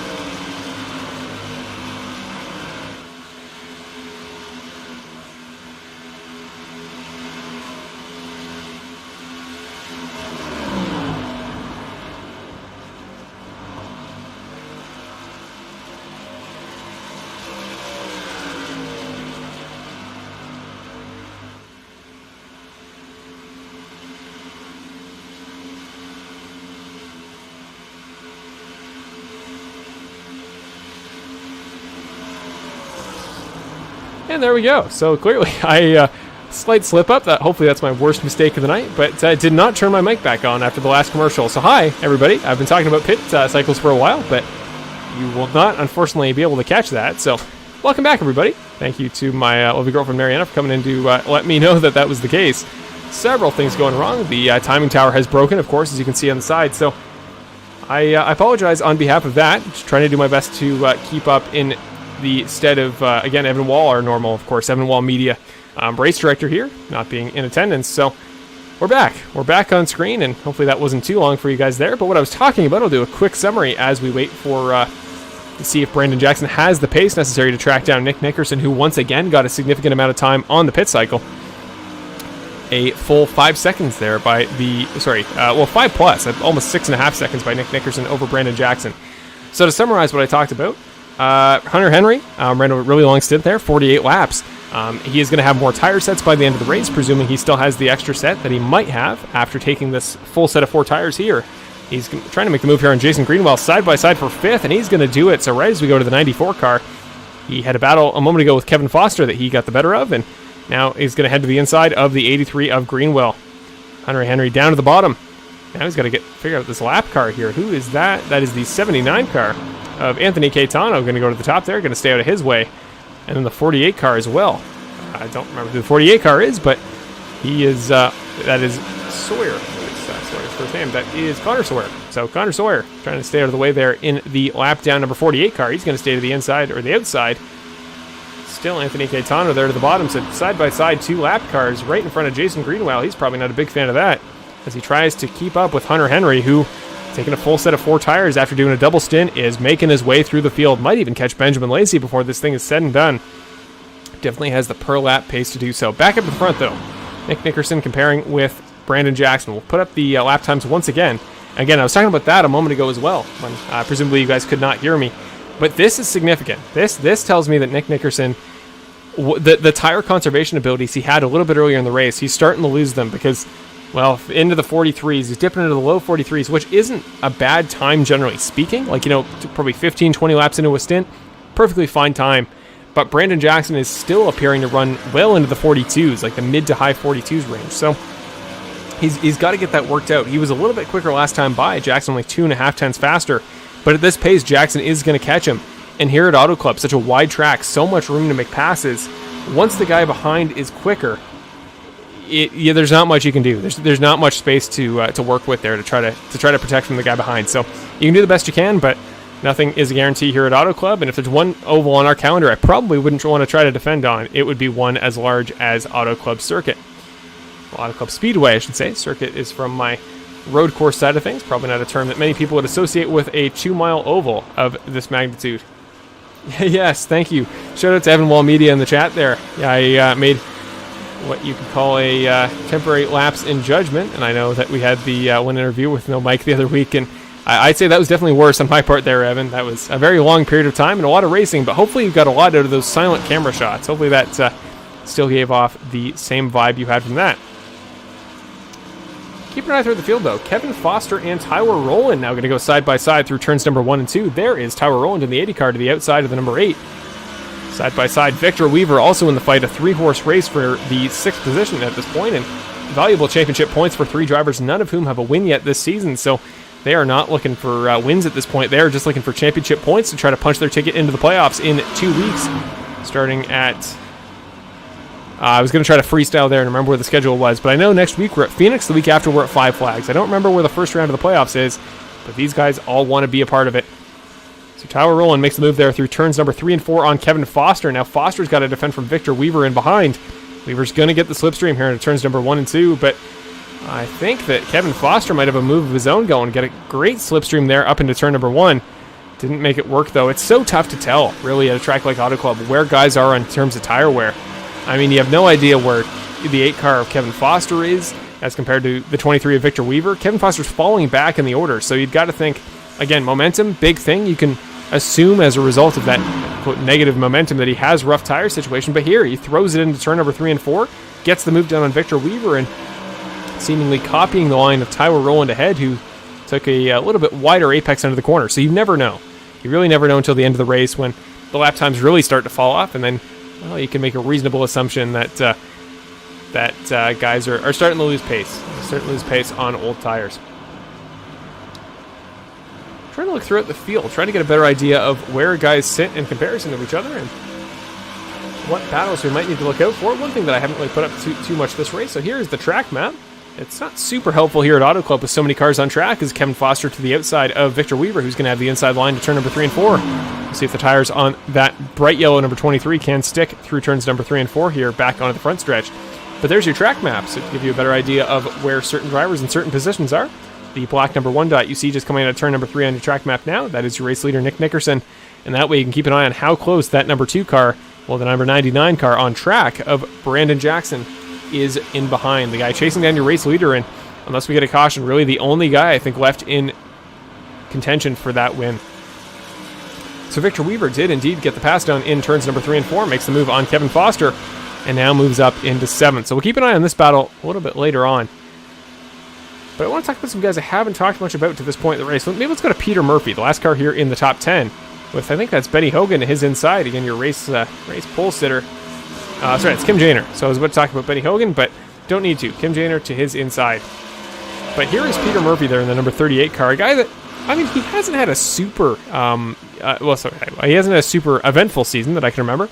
He's not one of those guys that really sits up front, but he's also not a guy I've ever seen run at the back. He's always just one of those solid, consistent middle guys. And we'll check where he is in the point standings. He currently sits in 11th, so almost top 10. He's ahead of guys like Kevin Foster, ahead of guys like Cody Welch even, that have a race win to this point. So consistency kills. It's something that has burned certain drivers in real life stock car racing before.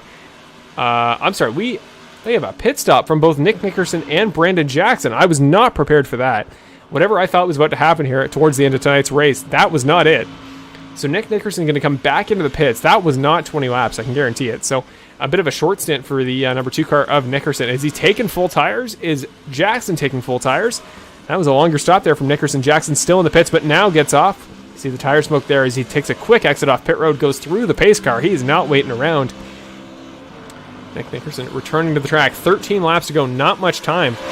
Nickerson on track, going to drop all the way back to 5th. But now the question, again, I talked about it a moment ago, but where are guys on tires? We don't know here from our perspective. We can't figure out, or at least I can't tell you from my telemetry how many tires guys have taken. So we just got to assume probably 4. I would imagine for both guys. If you're going to pit this late in the race, you want all new rubber. You don't want to just go, halfway in, halfway out, and just take rubber that is going to make you a little bit quicker at the cost of about 25 seconds of pace. Because that suggests that with 12 to go, you're thinking you're going to be 2 seconds a lap slower than on the tires you had, or than on new tires, I should say, which probably isn't the case for most people.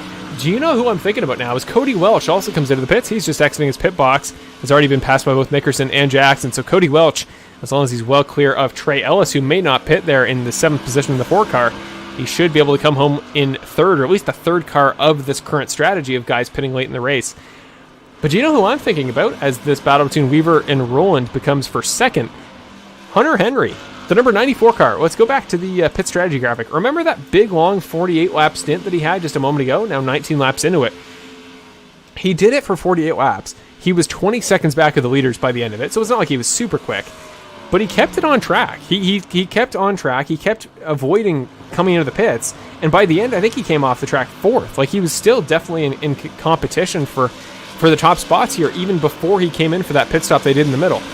So if Hunter Henry doesn't need to pit again, he's 9 seconds clear of Nickerson with 11 seconds to go. A second against a guy on new tires here at Auto Club, that would require some great conservation, but we saw it before. What if Hunter Henry comes out of nowhere and wins this race on mileage? That would kind of perfectly summarize how things work here at Auto Club, as that was Tyler Rowland is going to come into the pits. Tyler Rowland, let's go to him on track. There's the 80 car of Tyler Rowland just returning to the track as we speak through the turns 1 and 2 apron pit exit. He is still in the top 10, but I believe Kevin Foster, as he comes around turns number 1 and 2 himself, will pass him. He will not. So Tyler Rowland comes back on track, well clear of Kevin Foster in 11th, and Tyler Rowland will remain in the top 10. But back to Hunter Henry. Again, he's got to go about just over half as long as he did before on that big, long 48-lap stint. And as I was just talking about, I mean, Auto Club Speedway, one of those tracks that is known for its brutal, tire wear stress. It's the same thing that happens at Atlanta, and right as I say it, into the pits comes Hunter Henry. So welcome, Hunter Henry. He's going to come in for a pit stop, probably still going to come home maybe 4th or 5th. This race is not over by his standards. He is still going to come home with a good spot. But that means that effectively your new race leader is Victor Weaver there in the number 23 car. 9 laps to go. Where is he on his pit cycle? Comparatively to Nick Nickerson. Nick Nickerson been about 2.5 tenths quicker every lap, which is not enough to catch Weaver at this point. So as long as Weaver doesn't need to come into the pits, we could have a winner come out of nowhere in Victor Weaver, who's had a pretty traditional pit stop cycle to this point. He had a double stop there a little ways back. I'd imagine probably as a result of a pit penalty. You normally wouldn't pit one lap into a cycle if he didn't have to come in for a penalty or something of that sort, and he's off to the apron as well. Victor Weaver will pit. He's going to say, no, I don't have the either the fuel or the tires to last this long in the stint without Nick catching me. And with that being said, it's been a while of speculation. Would Nick Nickerson be the leader when we came out of the final pit stop cycle? Now that we have, he is still up front. Nick Nickerson looking for his second win in 2 weeks, his first oval of the season. And it was something I alluded to last week in my interview with Nick after Daytona Road Course. And I said, are you thinking of yourself going forward as just the road course guy? Like every series is a road course ringer. You think about the real life NASCAR series, for a long time Marcos Ambrose was that guy. He just subbed in for only the road courses. AJ Allmendinger's kind of the same way. And now Chase Elliott becomes kind of that guy in NASCAR, essentially, that is just the road course guy who, of course, in Chase Elliott's case, can also win at ovals. He was the last season's champion in the NASCAR Cup Series, for gosh sake. So, he can do it everywhere. But Nick Nickerson, I asked him, are you able to do that same thing? Do you have the consistency at the ovals to be not just the road course guy, but to be the everywhere guy that could become the champion? And he seemed confident. He seemed like he was going to put a foot forward to try to learn these tracks and to try to find success at tracks like Auto Club. And though Brandon Jackson, who's generally speaking had more pace all night, he qualified a little bit further ahead. He was 6 spots. Sorry, that is not right. He was 5 spots up on Nick Nickerson in qualifying. So you knew that. No, that's wrong too. He's 3 spots ahead. So he was a little bit quicker all the way through tonight's race. But again, strategy is the name of the game here at Auto Club. And it's what was going to make tonight so interesting for the guys that were trying to plan out the race in terms of tires. Here is the battle between Hunter Henry and Kevin Foster. Hunter Henry, who just came into the pits, presumably took a new set of 4 tires, unless he took too many tires early on in the race and has burned them out now. But even if he can just stay with Kevin Foster's draft, try not to let Castle and Roland in behind catch up too much, might be able to come home with a solid 7th or maybe even 6th place spot if he can get back by Foster. Welch and Trey Ellis is another interesting battle as well. Cody Welch, I saw, made the move not too long ago. He's pulling away pretty decently here towards the end of tonight's race. He is now about a full second clear of Trey Ellis. So Cody Welch, as long as he doesn't have to come in for another stop, which with 6 to go doesn't seem likely, he is going to cruise to yet another podium on the season. It's been a great year for Cody Welch, and he's already got his ticket punched to the playoffs in a couple weeks. He's got a win earlier this season, so he is comfortable in that respect. But for now, we wait to see up front. Let's throw the logo up towards the end of tonight's race. Again, for those of you that may have not known, and maybe I haven't mentioned it since you got here, but you're still here this late in the race, Evan Wall, because of some complications happening in his life as a result of some crazy weather in Alabama, was not able to make it to tonight's race. I am taking over responsibilities as a broadcaster, and oh boy, am I excited to be a broadcaster right now. 5th caution of the night, the first in almost 100 laps. I believe 90 laps of green flag racing to be exact. And oh man, I don't know how quickly I can get to it. I probably can't. But man, if I could see Nick Nickerson's camera right now, his Skype camera, well, he's drinking a Coke Zero. So he is calm, cool, and collected. I was about to say, maybe Nick Nickerson's, freaking out. He's looking stressed because now, he can't just cruise to the finish line. Now he's got to do one more green-white checkered, maybe even more. I think we only have 2 in this series. So not many opportunities. But he has got to hold off Brandon Jackson. Even playing field. Like, they're going to start right next to each other, assuming neither takes tires, which is a possibility. But that was going to be a case of if he could get to the finish, if Nick could just barely hold off enough space from Brandon to keep his way out of the draft, he was golden. Like, there was no way that Brandon was getting him. But the second Brandon caught up to him with how much quicker he was there at the end of that run, Brandon was golden for sure. He was making it up to second. Or he was making his way past second up to first. Like, there was no way you were blocking in if you're the number 2 car. I talked about it earlier. Auto Club's such a wide track. Really no easy opportunities to block here. Defense is easier said than done on a track this wide. But do you know who I'm just thinking this plays right into? We'll put it up right now as we wait to see who comes into the pits this time by. There's the possibility that your leaders pit. I know 2 laps to go. It's like, well, why would anybody do that? But new tires are going to be so valuable here at Auto Club. You can't really undersell just how much that is the case. So Trey Ellis is 24 laps into a set of tires, didn't pit this time by, so he is going to have some pretty scuffed old pieces of rubber on his car in the number 4 entry. So he's going to have a rough time in this restart. Might be a candidate for something similar to at the very beginning of the race. Remember when we had that checkup situation at the start? That third caution of the race when everybody kind of checked up there on the start because Cale Zook sitting on the inside line. His tires just didn't let him get going quick enough. Everybody in the inside line accordion piled up. And then we had that big crash there on the inside. I hope it doesn't happen again. Actually, Trey Ellis, in fact, has pitted. So right as I was talking about that, Trey Ellis in the 4-car does come down to pit road. He understands that, well, it's not reasonable to expect those tires that are that old to hold out for the even just 2 laps left in tonight's event. And really bunching the field back up, this is the point where guys are going for points. Remember at the very beginning of the race when I said, off of restart, you really don't need the spots that much.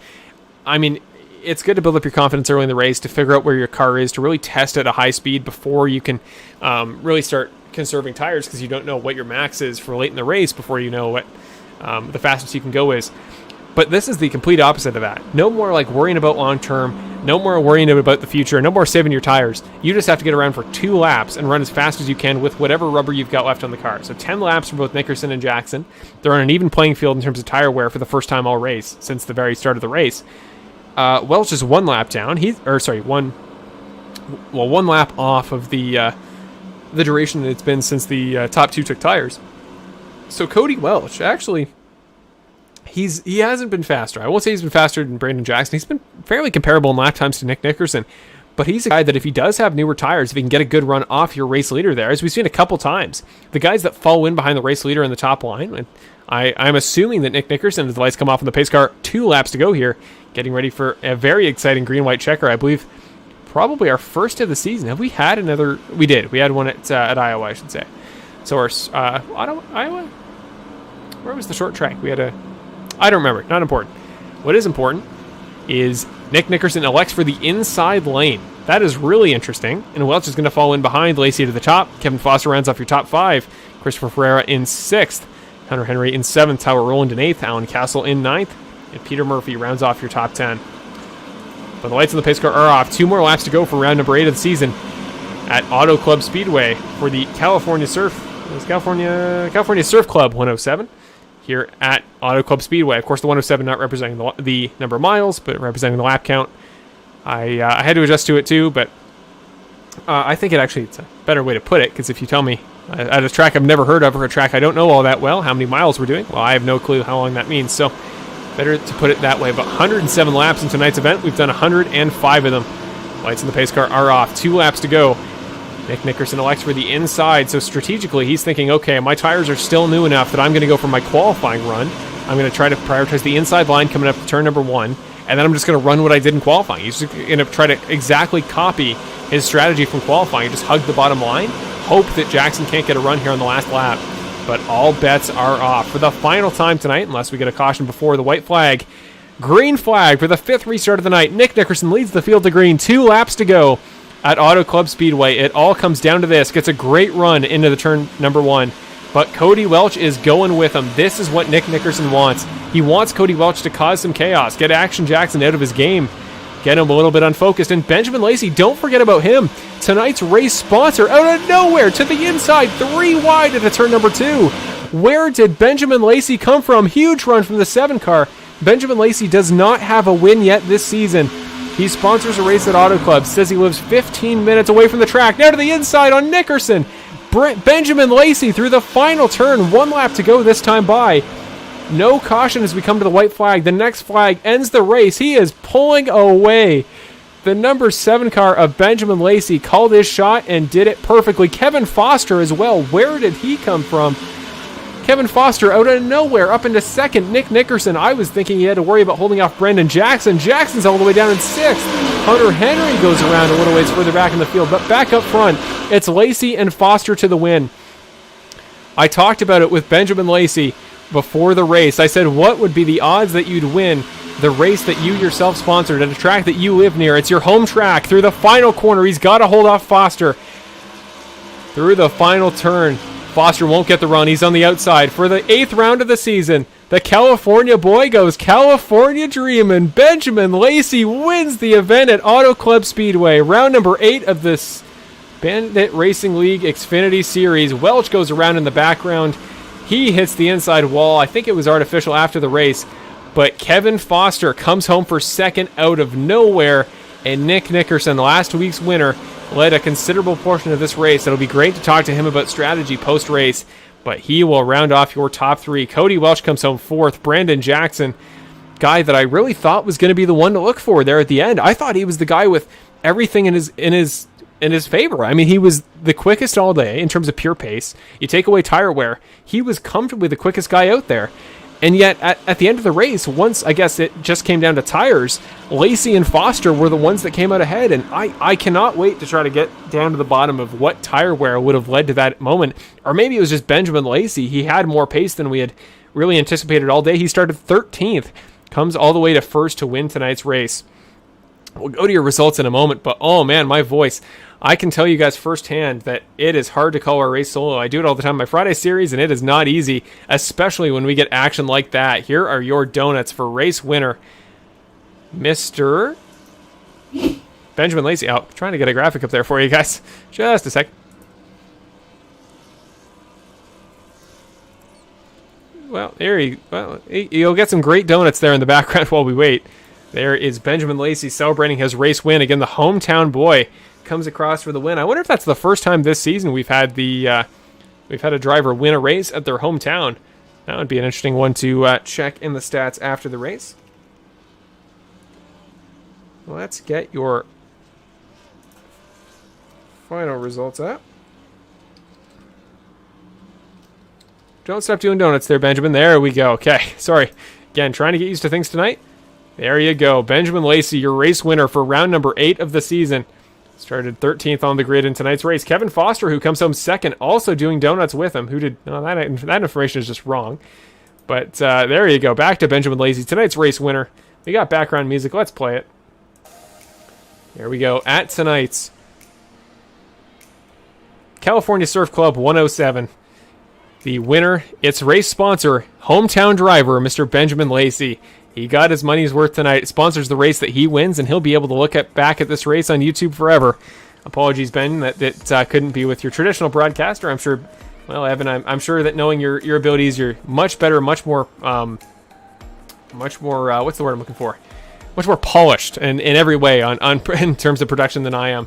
It's a shame we couldn't have Evan Wall in the booth tonight. I really would have liked to see him calling that finish with me, but hopefully both himself watching at home and hopefully you all at home have enjoyed that.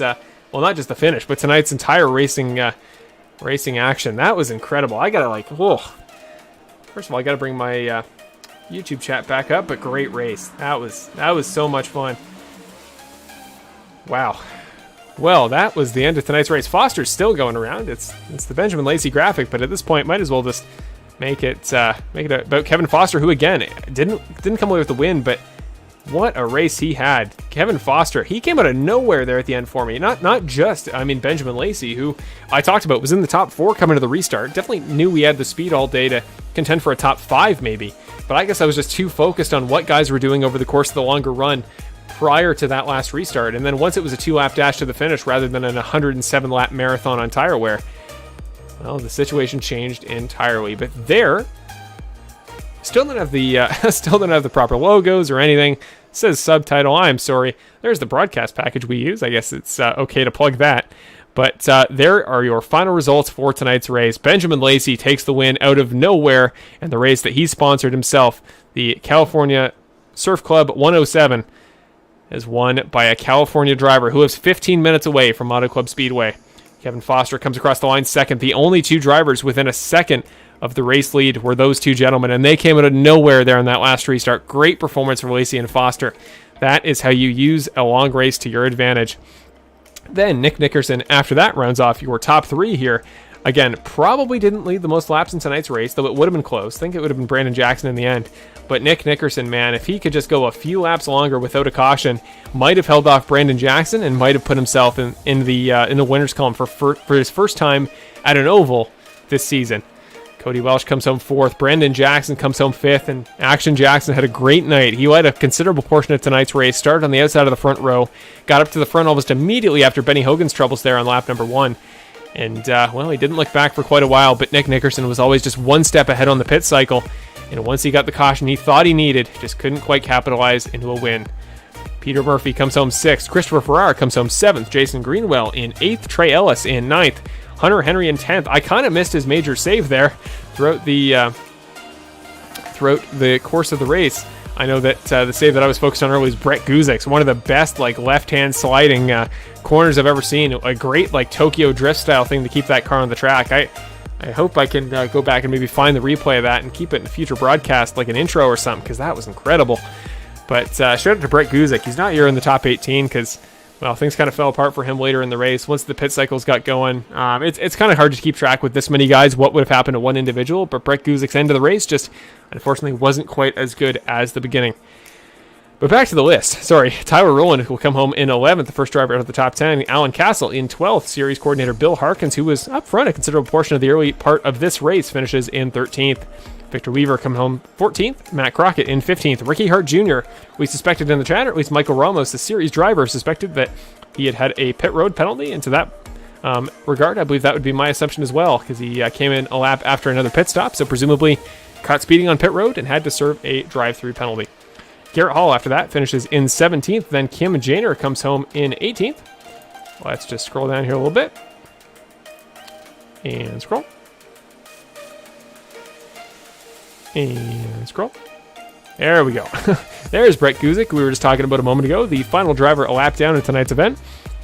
Again, really good up early in the race. Just didn't quite have it on those longer runs. And it was what I thought he was going to be great at coming into tonight, seeing what he did at Atlanta, but unfortunately just wasn't able to carry it over. He'll come home 19th. But again, a guy that is towards the top of your points, and I believe does still have his spot punched for the playoffs. Kel Zook runs at the top 20. Terry Condas in 21st. Connor Sawyer in 22nd. Gary Wright in 23rd. David Leakey in 24th. Eddie Hagee in 25th. Your race pole sitter, Benny Hogan, was playing catch-up all night and unfortunately just didn't go his way. I'll take the bonus points for pole, but I'll have to settle for 26th after that. Anthony Caetano in the 79 car. It finishes in 27th, not 79th. Then Mitchell Sullivan in the 18 car comes home 28th. Marcolin Bivens comes home in 28th for Sullivan, 29th for Bivens. Curtis Yancey left early in the race, but came back. Not sure if it was just internet troubles, maybe some tech issues, whatever it may be. He will come home in a probably by his standards disappointing 30th place position. But we know Curtis Yancey, he is not going to settle for that. And next week, I'd imagine you're going to see a very hungry driver of the number 51 car. Joey Zaremba in the 9 car finishes in 31st. Paul Wilson in 32nd. James Hartley in 33rd. Curtis Michaelis, a fellow Canadian like myself. Great race last week at Daytona Road Course. Left early in tonight's event. Dustin Franklin, he won at Daytona to start off the year. Thomas Fensor in the 17 car comes home in 36th. The 36 car of Corey Shepard comes home in 37th. And I believe Nicholas Sneed will round off tonight's race grid in 38th. Whew, so there is your final results for tonight's event here at Auto Club Speedway. And with that, now gets to the exciting part, the part that hopefully is a little bit quieter, is a little bit less chaotic, and hopefully I will be a little bit more polished at. So now it's time for the interviews. Let's pull in Mr. Nick Nickerson, who finishes in 3rd in tonight's race. Just need a very quick moment. Bear with me.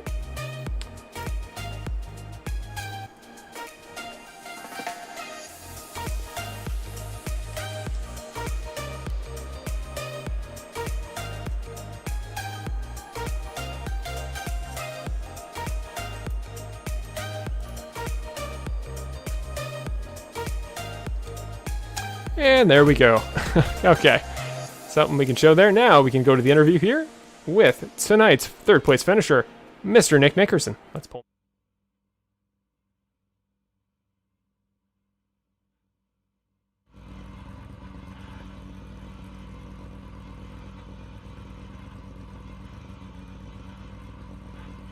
Can you hear me?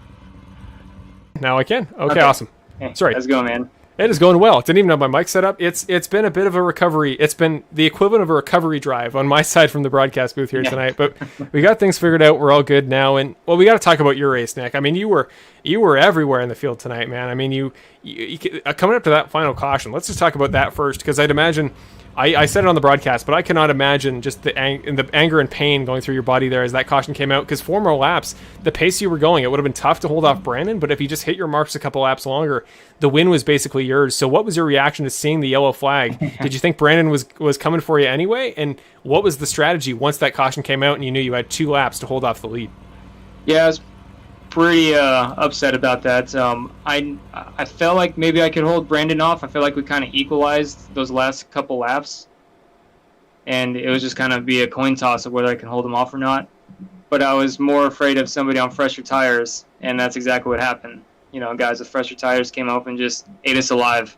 Then there was that last green white checkered. But other than that, man, it was a good race. I did a lot better than I was expecting because tracks like this. I was having a hard time with tire wear. I was just chewing my tires up. It's kind of one of my biggest problems.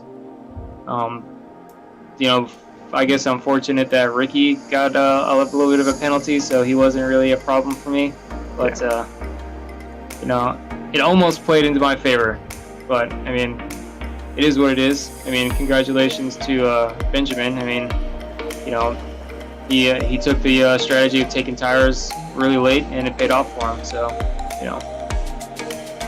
It did, but ultimately through the race, you talk about you were having trouble, holding the tires. But one thing that was very interesting, I made the assumption on the broadcast that you were taking 2 tire stops rather than the full 4, because you were making up like 5 or 6 seconds to Brandon every time you do the pit cycle. So he'd maybe get a second or 2 on you coming to the end of the stint. You'd both come into the pits, and you'd magically come away with 5 or 6 seconds. So was that like a double tire stop rather than the full 4? And just how are you making up that much time on him? And do you think it may get harder for you to hold on that pace relative to Brandon, who was presumably taking 4 tires? Well, I was taking 4 tires too. I think that was just possibly maybe just getting in a little bit quicker. I don't know. We'd have to go back and look at both of our stops. But I was definitely taking 4 and full of fuel. So wow. Yeah. It could be maybe pit exit too. Like pit exit, if you get like a little sideways going around it, and if you can hold it, you can build up a lot of speed. Maybe that's it. I don't know. And also, I was also pitting about a lap or 2 earlier than him. And that could have been just enough. 2 couple laps on fresh tires could have gotten a couple seconds ahead. Who knows? Well, whatever the case may be, you come away from tonight with 3rd place points, and again, a race that you could argue should have been full points for first. But man, it was about as close as you've come all season, and you've come close many times to getting that first oval win. So you don't come away with it tonight, but again, you've got a spot punch for the playoffs. You've got 2 races. You're the only guy with multiple race wins to this point in the year, and that streak continues with Ben getting the win tonight. So next week we'll go to Phoenix. Probably an oval driver's dream. It's a track that I personally, as a fellow road course guy first, I cannot stand. I think Phoenix is an insane track. I think driving it's tough, it's brutal on the tires. The dog leg will just always baffle my mind from a driver's perspective. But how do you feel about Phoenix? We go back to a shorter track for the first time in a while, and do you think it suits your taste enough that could be where you get that first oval win of the season? Man, I love Phoenix, and I'm really looking forward to that. Providing that the setup's good, I haven't tested yet. I always generally do pretty good in Phoenix. I believe I would have won it last year, but I made a mistake passing the pace car going into pit lane. I got a penalty. And then I was so far back, I just couldn't weave my way through in time. But, I'm looking forward to that, for sure. And do you think that's a track that'll be a little bit more forgiving on tires than tonight was? Obviously a very different track, but I know in the real-life NASCAR series, even just recently, I know guys talk a lot about the issues there, but in your experience, is it the same way virtually on iRacing? I think it's going to be easier on tires solely for the fact that you're not going so fast into the corner.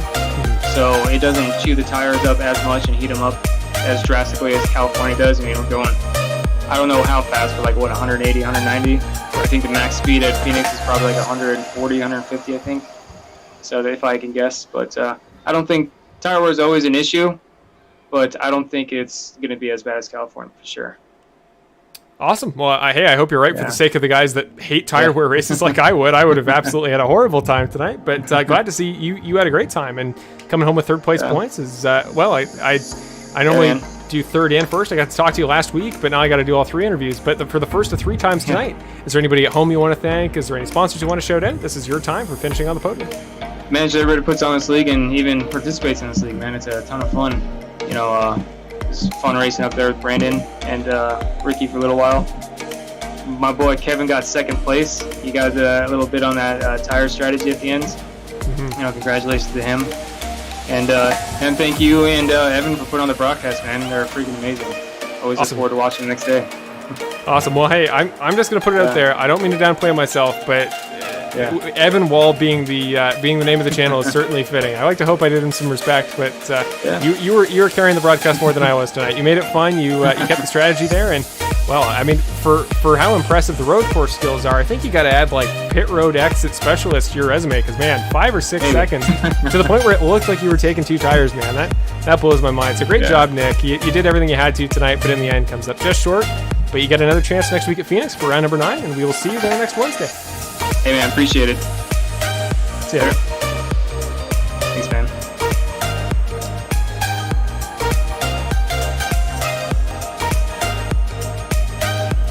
And with that, that'll round off your first interview of the night. We're just going to quickly take this down, get ready for interview number 2 with the man that we just talked about, or at least Nick Nickerson just alluded to, Mr. Kevin Foster. Actually, let's just check before we start the interview. You're hearing my train of thought live. Kevin has top 10s this season. He's got 3 top 10s, but no top 5s. And the very first top 5 he gets puts him into the top 3. So let's just get the last of his details up there. And there we go. Now, if he's on Skype, I don't know if he is. He is not. It would appear. So, is he in the broadcast booth? He is. So we can go to him. Let's just pull Nickerson out. Again, we're going on the fly here. We're making things work. And now to the interview segment. There's me. Oh, it's a very wide portrait of me, but that'll work. That's not what's important. What's important is that's not Brendan Lacey. Kevin Foster. That's the one we want. Again, we're making things work. Kevin Foster, second interview of the night. Let's pull him into the booth. Hey, Kevin, it's Marshall in the broadcast booth. You got me? Yes, sir. Awesome. Well, first of all, congratulations tonight, man. I mean, you came from relatively nowhere towards the end. I think that once we saw that Brandon and Nick had so much pace there throughout the course of the main race, we were thinking it was going to be a battle of 2, but towards the end, we figure out that at Auto Club, it's always the tire strategy at the end of the day, and on that last restart, you came from, I think, 5th or 6th spot back. You were somewhere in the middle of the top 10 there, so you know that you have slightly newer tires than the rest of the field. Was the confidence level there? Did you think that you could get through that top of the pack quick enough to catch up to everybody but Ben, or was that kind of just a spur of the moment thing that by the time you were passing guys, the race was already over? Yeah, I had no idea I could pass, especially Brandon and Nick there at the end on the restart there, but unfortunately they got jumbled up 3 wide, and I was on a little bit fresher tires than they were, and turned it to the bottom, and it stuck. So I was pretty excited about that. I didn't know their tire strategy. They didn't pit and take tires there. And but man, first top 5 of the year, like you said, top 3 on the podium. It's great to be on Evermore Media. Thank you for hosting the race tonight, man. It's a blast to be here. It's awesome. Can't wait to get back. Yeah, I'm so excited to hear that. I love seeing guys get not only the first top 5s, but straight to the podium. Your first time in the top 5, and you go to second. I mean, you really crashed through the boundary there, keeping you out of the top 5, and you put yourself right into second. And I mean, coming into tonight, everybody knew that Auto Club was going to be tough on tires. That was kind of the thing that was selling the race. It was going to be a tough tire wear race, but there were so many lines to choose from because iRacing added the new dynamic track model not too long ago that, in theory, should have meant that the different lines were easier to run tonight. Did you find that was the case? Did you find you were able to run the top line, the bottom line, and the lower line, or did you struggle to find the grip over the longer run whilst also finding a quick line? Yeah, I was surprised in practice this week. For me, the high line was the fastest line, and for years racing this track, I never ran the top. You never ran the top unless you were trying to get out of the way for people. But with the new model, the top for me seemed to be the way to go, and that's what ultimately got me where I was. I was able to just roll in nice and easy and pick up the throttle and save tires and hopefully be a little bit better in the long run than some of those guys were. And I was at the end of the runs, I was taking off a tenth or 2 a lap per second faster than the guy in front of me. So it was definitely paying off just rolling the top. And but made the pass on the inside there for second. And man, it's just it was a blast. It certainly looked like fun. Auto Club's one of my favorite tracks, and coming away from tonight, you're going to have sentimental memories of it because now you are a race winner here. And going into next week, Phoenix, it's a track that really isn't like any other oval anywhere. I mean, you talk about the dog leg there where you can kind of cut through if necessary, but it's tougher on tires. It's kind of the same as Auto Club where there's multiple lines to run, and it's really everybody's preference. So you talk about you felt most comfortable in practice running the high line. Is that kind of your racing style, generally speaking, at the tracks that allow for it? And is that going to be your strategy going into trying to go 2 for 2 on the podium next week at Phoenix? Generally, I'm a bottom feeder when it comes to the tracks, but this track, it was faster, and and more consistent on the top lane. So that's what I did. First off, I want to say thanks to Nick for helping me out in practice there. You know, I'd have never thought in a million years we're on the top of Auto Club. But Phoenix next year is another set of challenges. The dog leg, like you said, you know, we're going to be 4 or 5 wide going through there on the restarts. And, you know, getting into turn, I guess, 1 and 2 there is going to be tricky. And hopefully just work the bottom all night, stay out of the high lane at that track, and get to talk to you again next week. Oh, yeah, I look forward to it, and I'll probably be back to only third place duties there, so it's third and first. So if you're in one of those spots, I look forward to talking to you. And yeah, you showed tonight that not just on the short run, but generally speaking, you were always in contention, you were always up front, and tonight was a star-making night, Kevin. I can't wait to see what you do going forward and how you're able to carry this momentum. Momentum was kind of my word of the night, to carry this momentum on to the rest of the season, and then in turn into the playoffs, because now you're comfortably in the points. You're sitting there, yeah, you're going to be after tonight well into the top 12, besides the race winners. So you're almost guaranteed to spot to the playoffs, provided you're able to show up to rounds number 9 and 10. But before we're able to see you next week and see what you do at Phoenix, as we always do in the interview segment, you got some time to give some shout outs to people. You can talk about some sponsors, and Nick did give you a shout out just a moment ago. Speaking of Nick Nickerson, so if you want to give one back, I'm sure that would be appreciated greatly by Nick. Yeah, thanks again to Nick for helping me out and kind of mentoring me on finding some more speed throughout the season last year in different leagues as well. And I want to thank my beautiful wife downstairs and my mom. Hopefully she's watching tonight. And I want to thank my sponsor Jay for Suena de Alto Tequila for coming on board and sponsoring the car this year. And just needed one more spot. You did. Came so close, but you gave that car plenty of airtime, and you did everything you could. So you rolled with the punches, and that's what I said you had to do tonight at Auto Club, and you made the best of a good opportunity, and you can't come away from tonight disappointed with that. So great job, Kevin. Awesome job tonight. Congrats on the first podium, first top 5, and I can't wait to see if we have another one. We can talk to you again sometime in the near future. Well, I appreciate it. Thank you, guys. I'll see y'all later. See ya. Well, with that, unless Benjamin Lacey is on headset, which maybe he is, we can. He's not in the call, but we'll send him a quick message. No, we won't. That is not him. Sorry, we got to. He's not in the waiting room, so we'll see if he is ready. Oh, that is not my keyboard. Sorry, guys, just a quick second.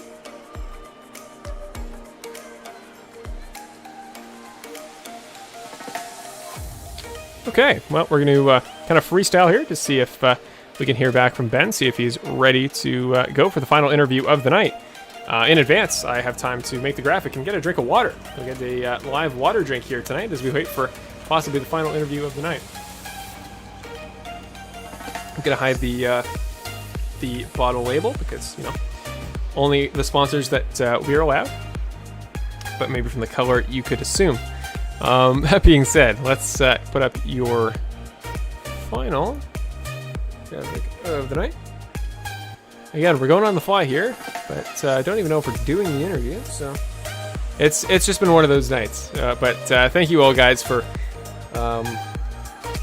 sticking with me. Again, best of luck to Evan Wall, who's been in the chat all night, which is great to see. So Evan, I hope you're doing well. All of our thoughts are obviously with you, and hopefully everything is going well down there in the southern United States. But I know it wasn't perfect. I know it wasn't the same thing, but thank you guys all for coming out tonight and watching, and it was a pleasure, even if we're not able to get Benjamin Lacey, which maybe we are. Is that Mr. Benjamin Lacey I see?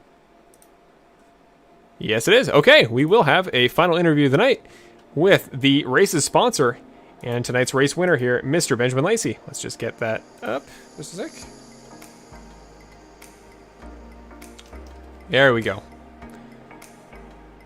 Graphic is ready. And we are good to go. Is that right? It is. Okay. Let's pull him into the booth. And... Hey, Ben, it's Marshall in the booth. You got me? Yes, sir. Awesome. Well, hey, I suggested it pre-race. I don't know if I called it into existence, but I said there's always the possibility, man, that you could come away and win the race that you yourself were sponsoring, and you did so. You said you lived 15 minutes away from Auto Club, and you come away tonight, you knew it was going to be about tire wear because you waited till the very end. You had the best tires of anybody, and you win in a 2-lap dash to the finish. Just was there any part of strategy to that? Were you planning on a caution late in the race to maybe get that, newer set of tires to the win? And just kind of talk us through those last couple laps, and as you made pass after pass to put yourself into the top spot in those final 2 laps. Yeah, it's pretty cool to win, the hometown race type of a thing. It's pretty cool. But yeah, even if you did call it, I ain't gonna complain. I'll take the win. But yeah, kind of sucks for Nick. Looks like he was leading a lot of the laps, but so he had a pretty good run. Just strategy didn't work out for him. It worked out in my favor. But strategy was a big key part of what I was trying to do, because when they came in, I think it was a lap around 30 or so. It looked like a lot of people took tires, and I decided not to take tires and kind of save it just for that last couple laps. I figured might have a green-white checker or a late caution like that, and then we got a pretty good heavy green flag run there, and I'm like, well, I don't know now. So ended up the last set of tires around lap 94, 95, and then looked like they were still fresh enough to make the moves.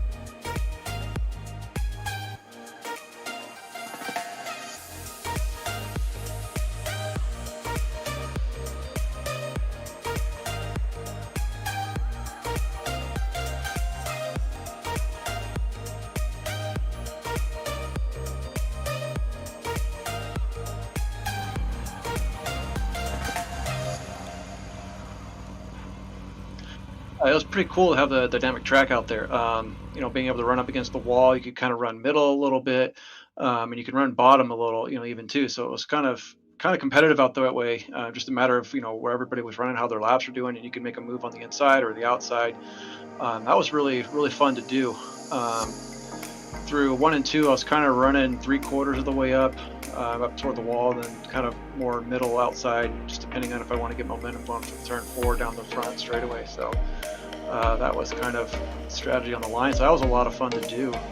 I forget what the first part of the question was, to be honest, but yeah.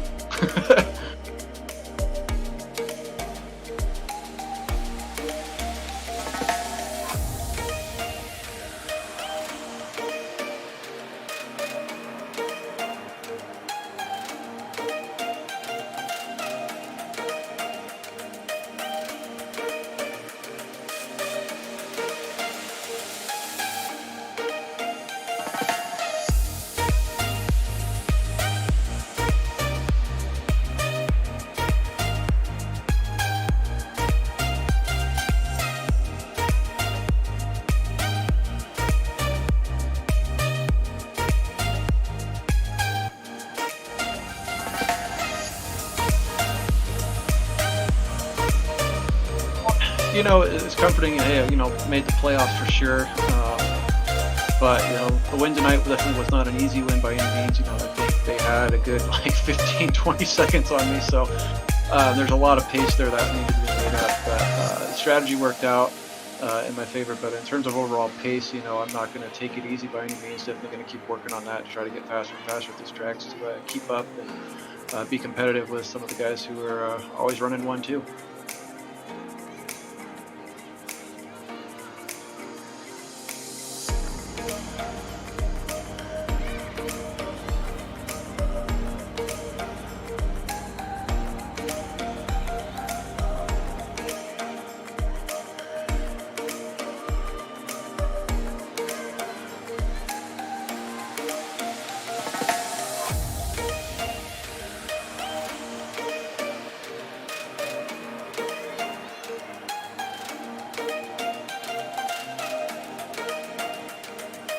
First and foremost, thoughts and prayers out for Evan and everyone out there who is dealing with the tornadoes and the storm out there. I've experienced some of those in my life as well. They're not fun to deal with, so thoughts and prayers to them. Hope they all stay safe. And, for you being the hero and the champ here tonight, putting on the broadcast, doing a great job, I'm sure.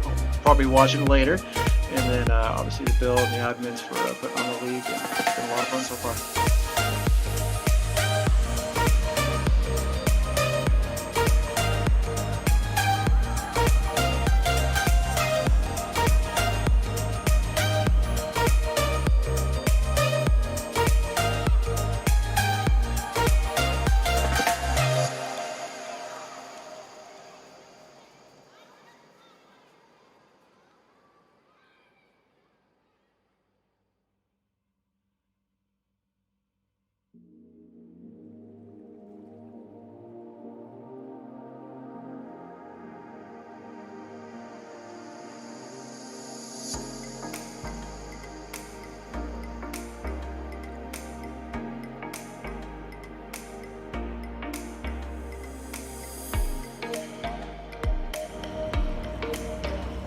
Surf's up.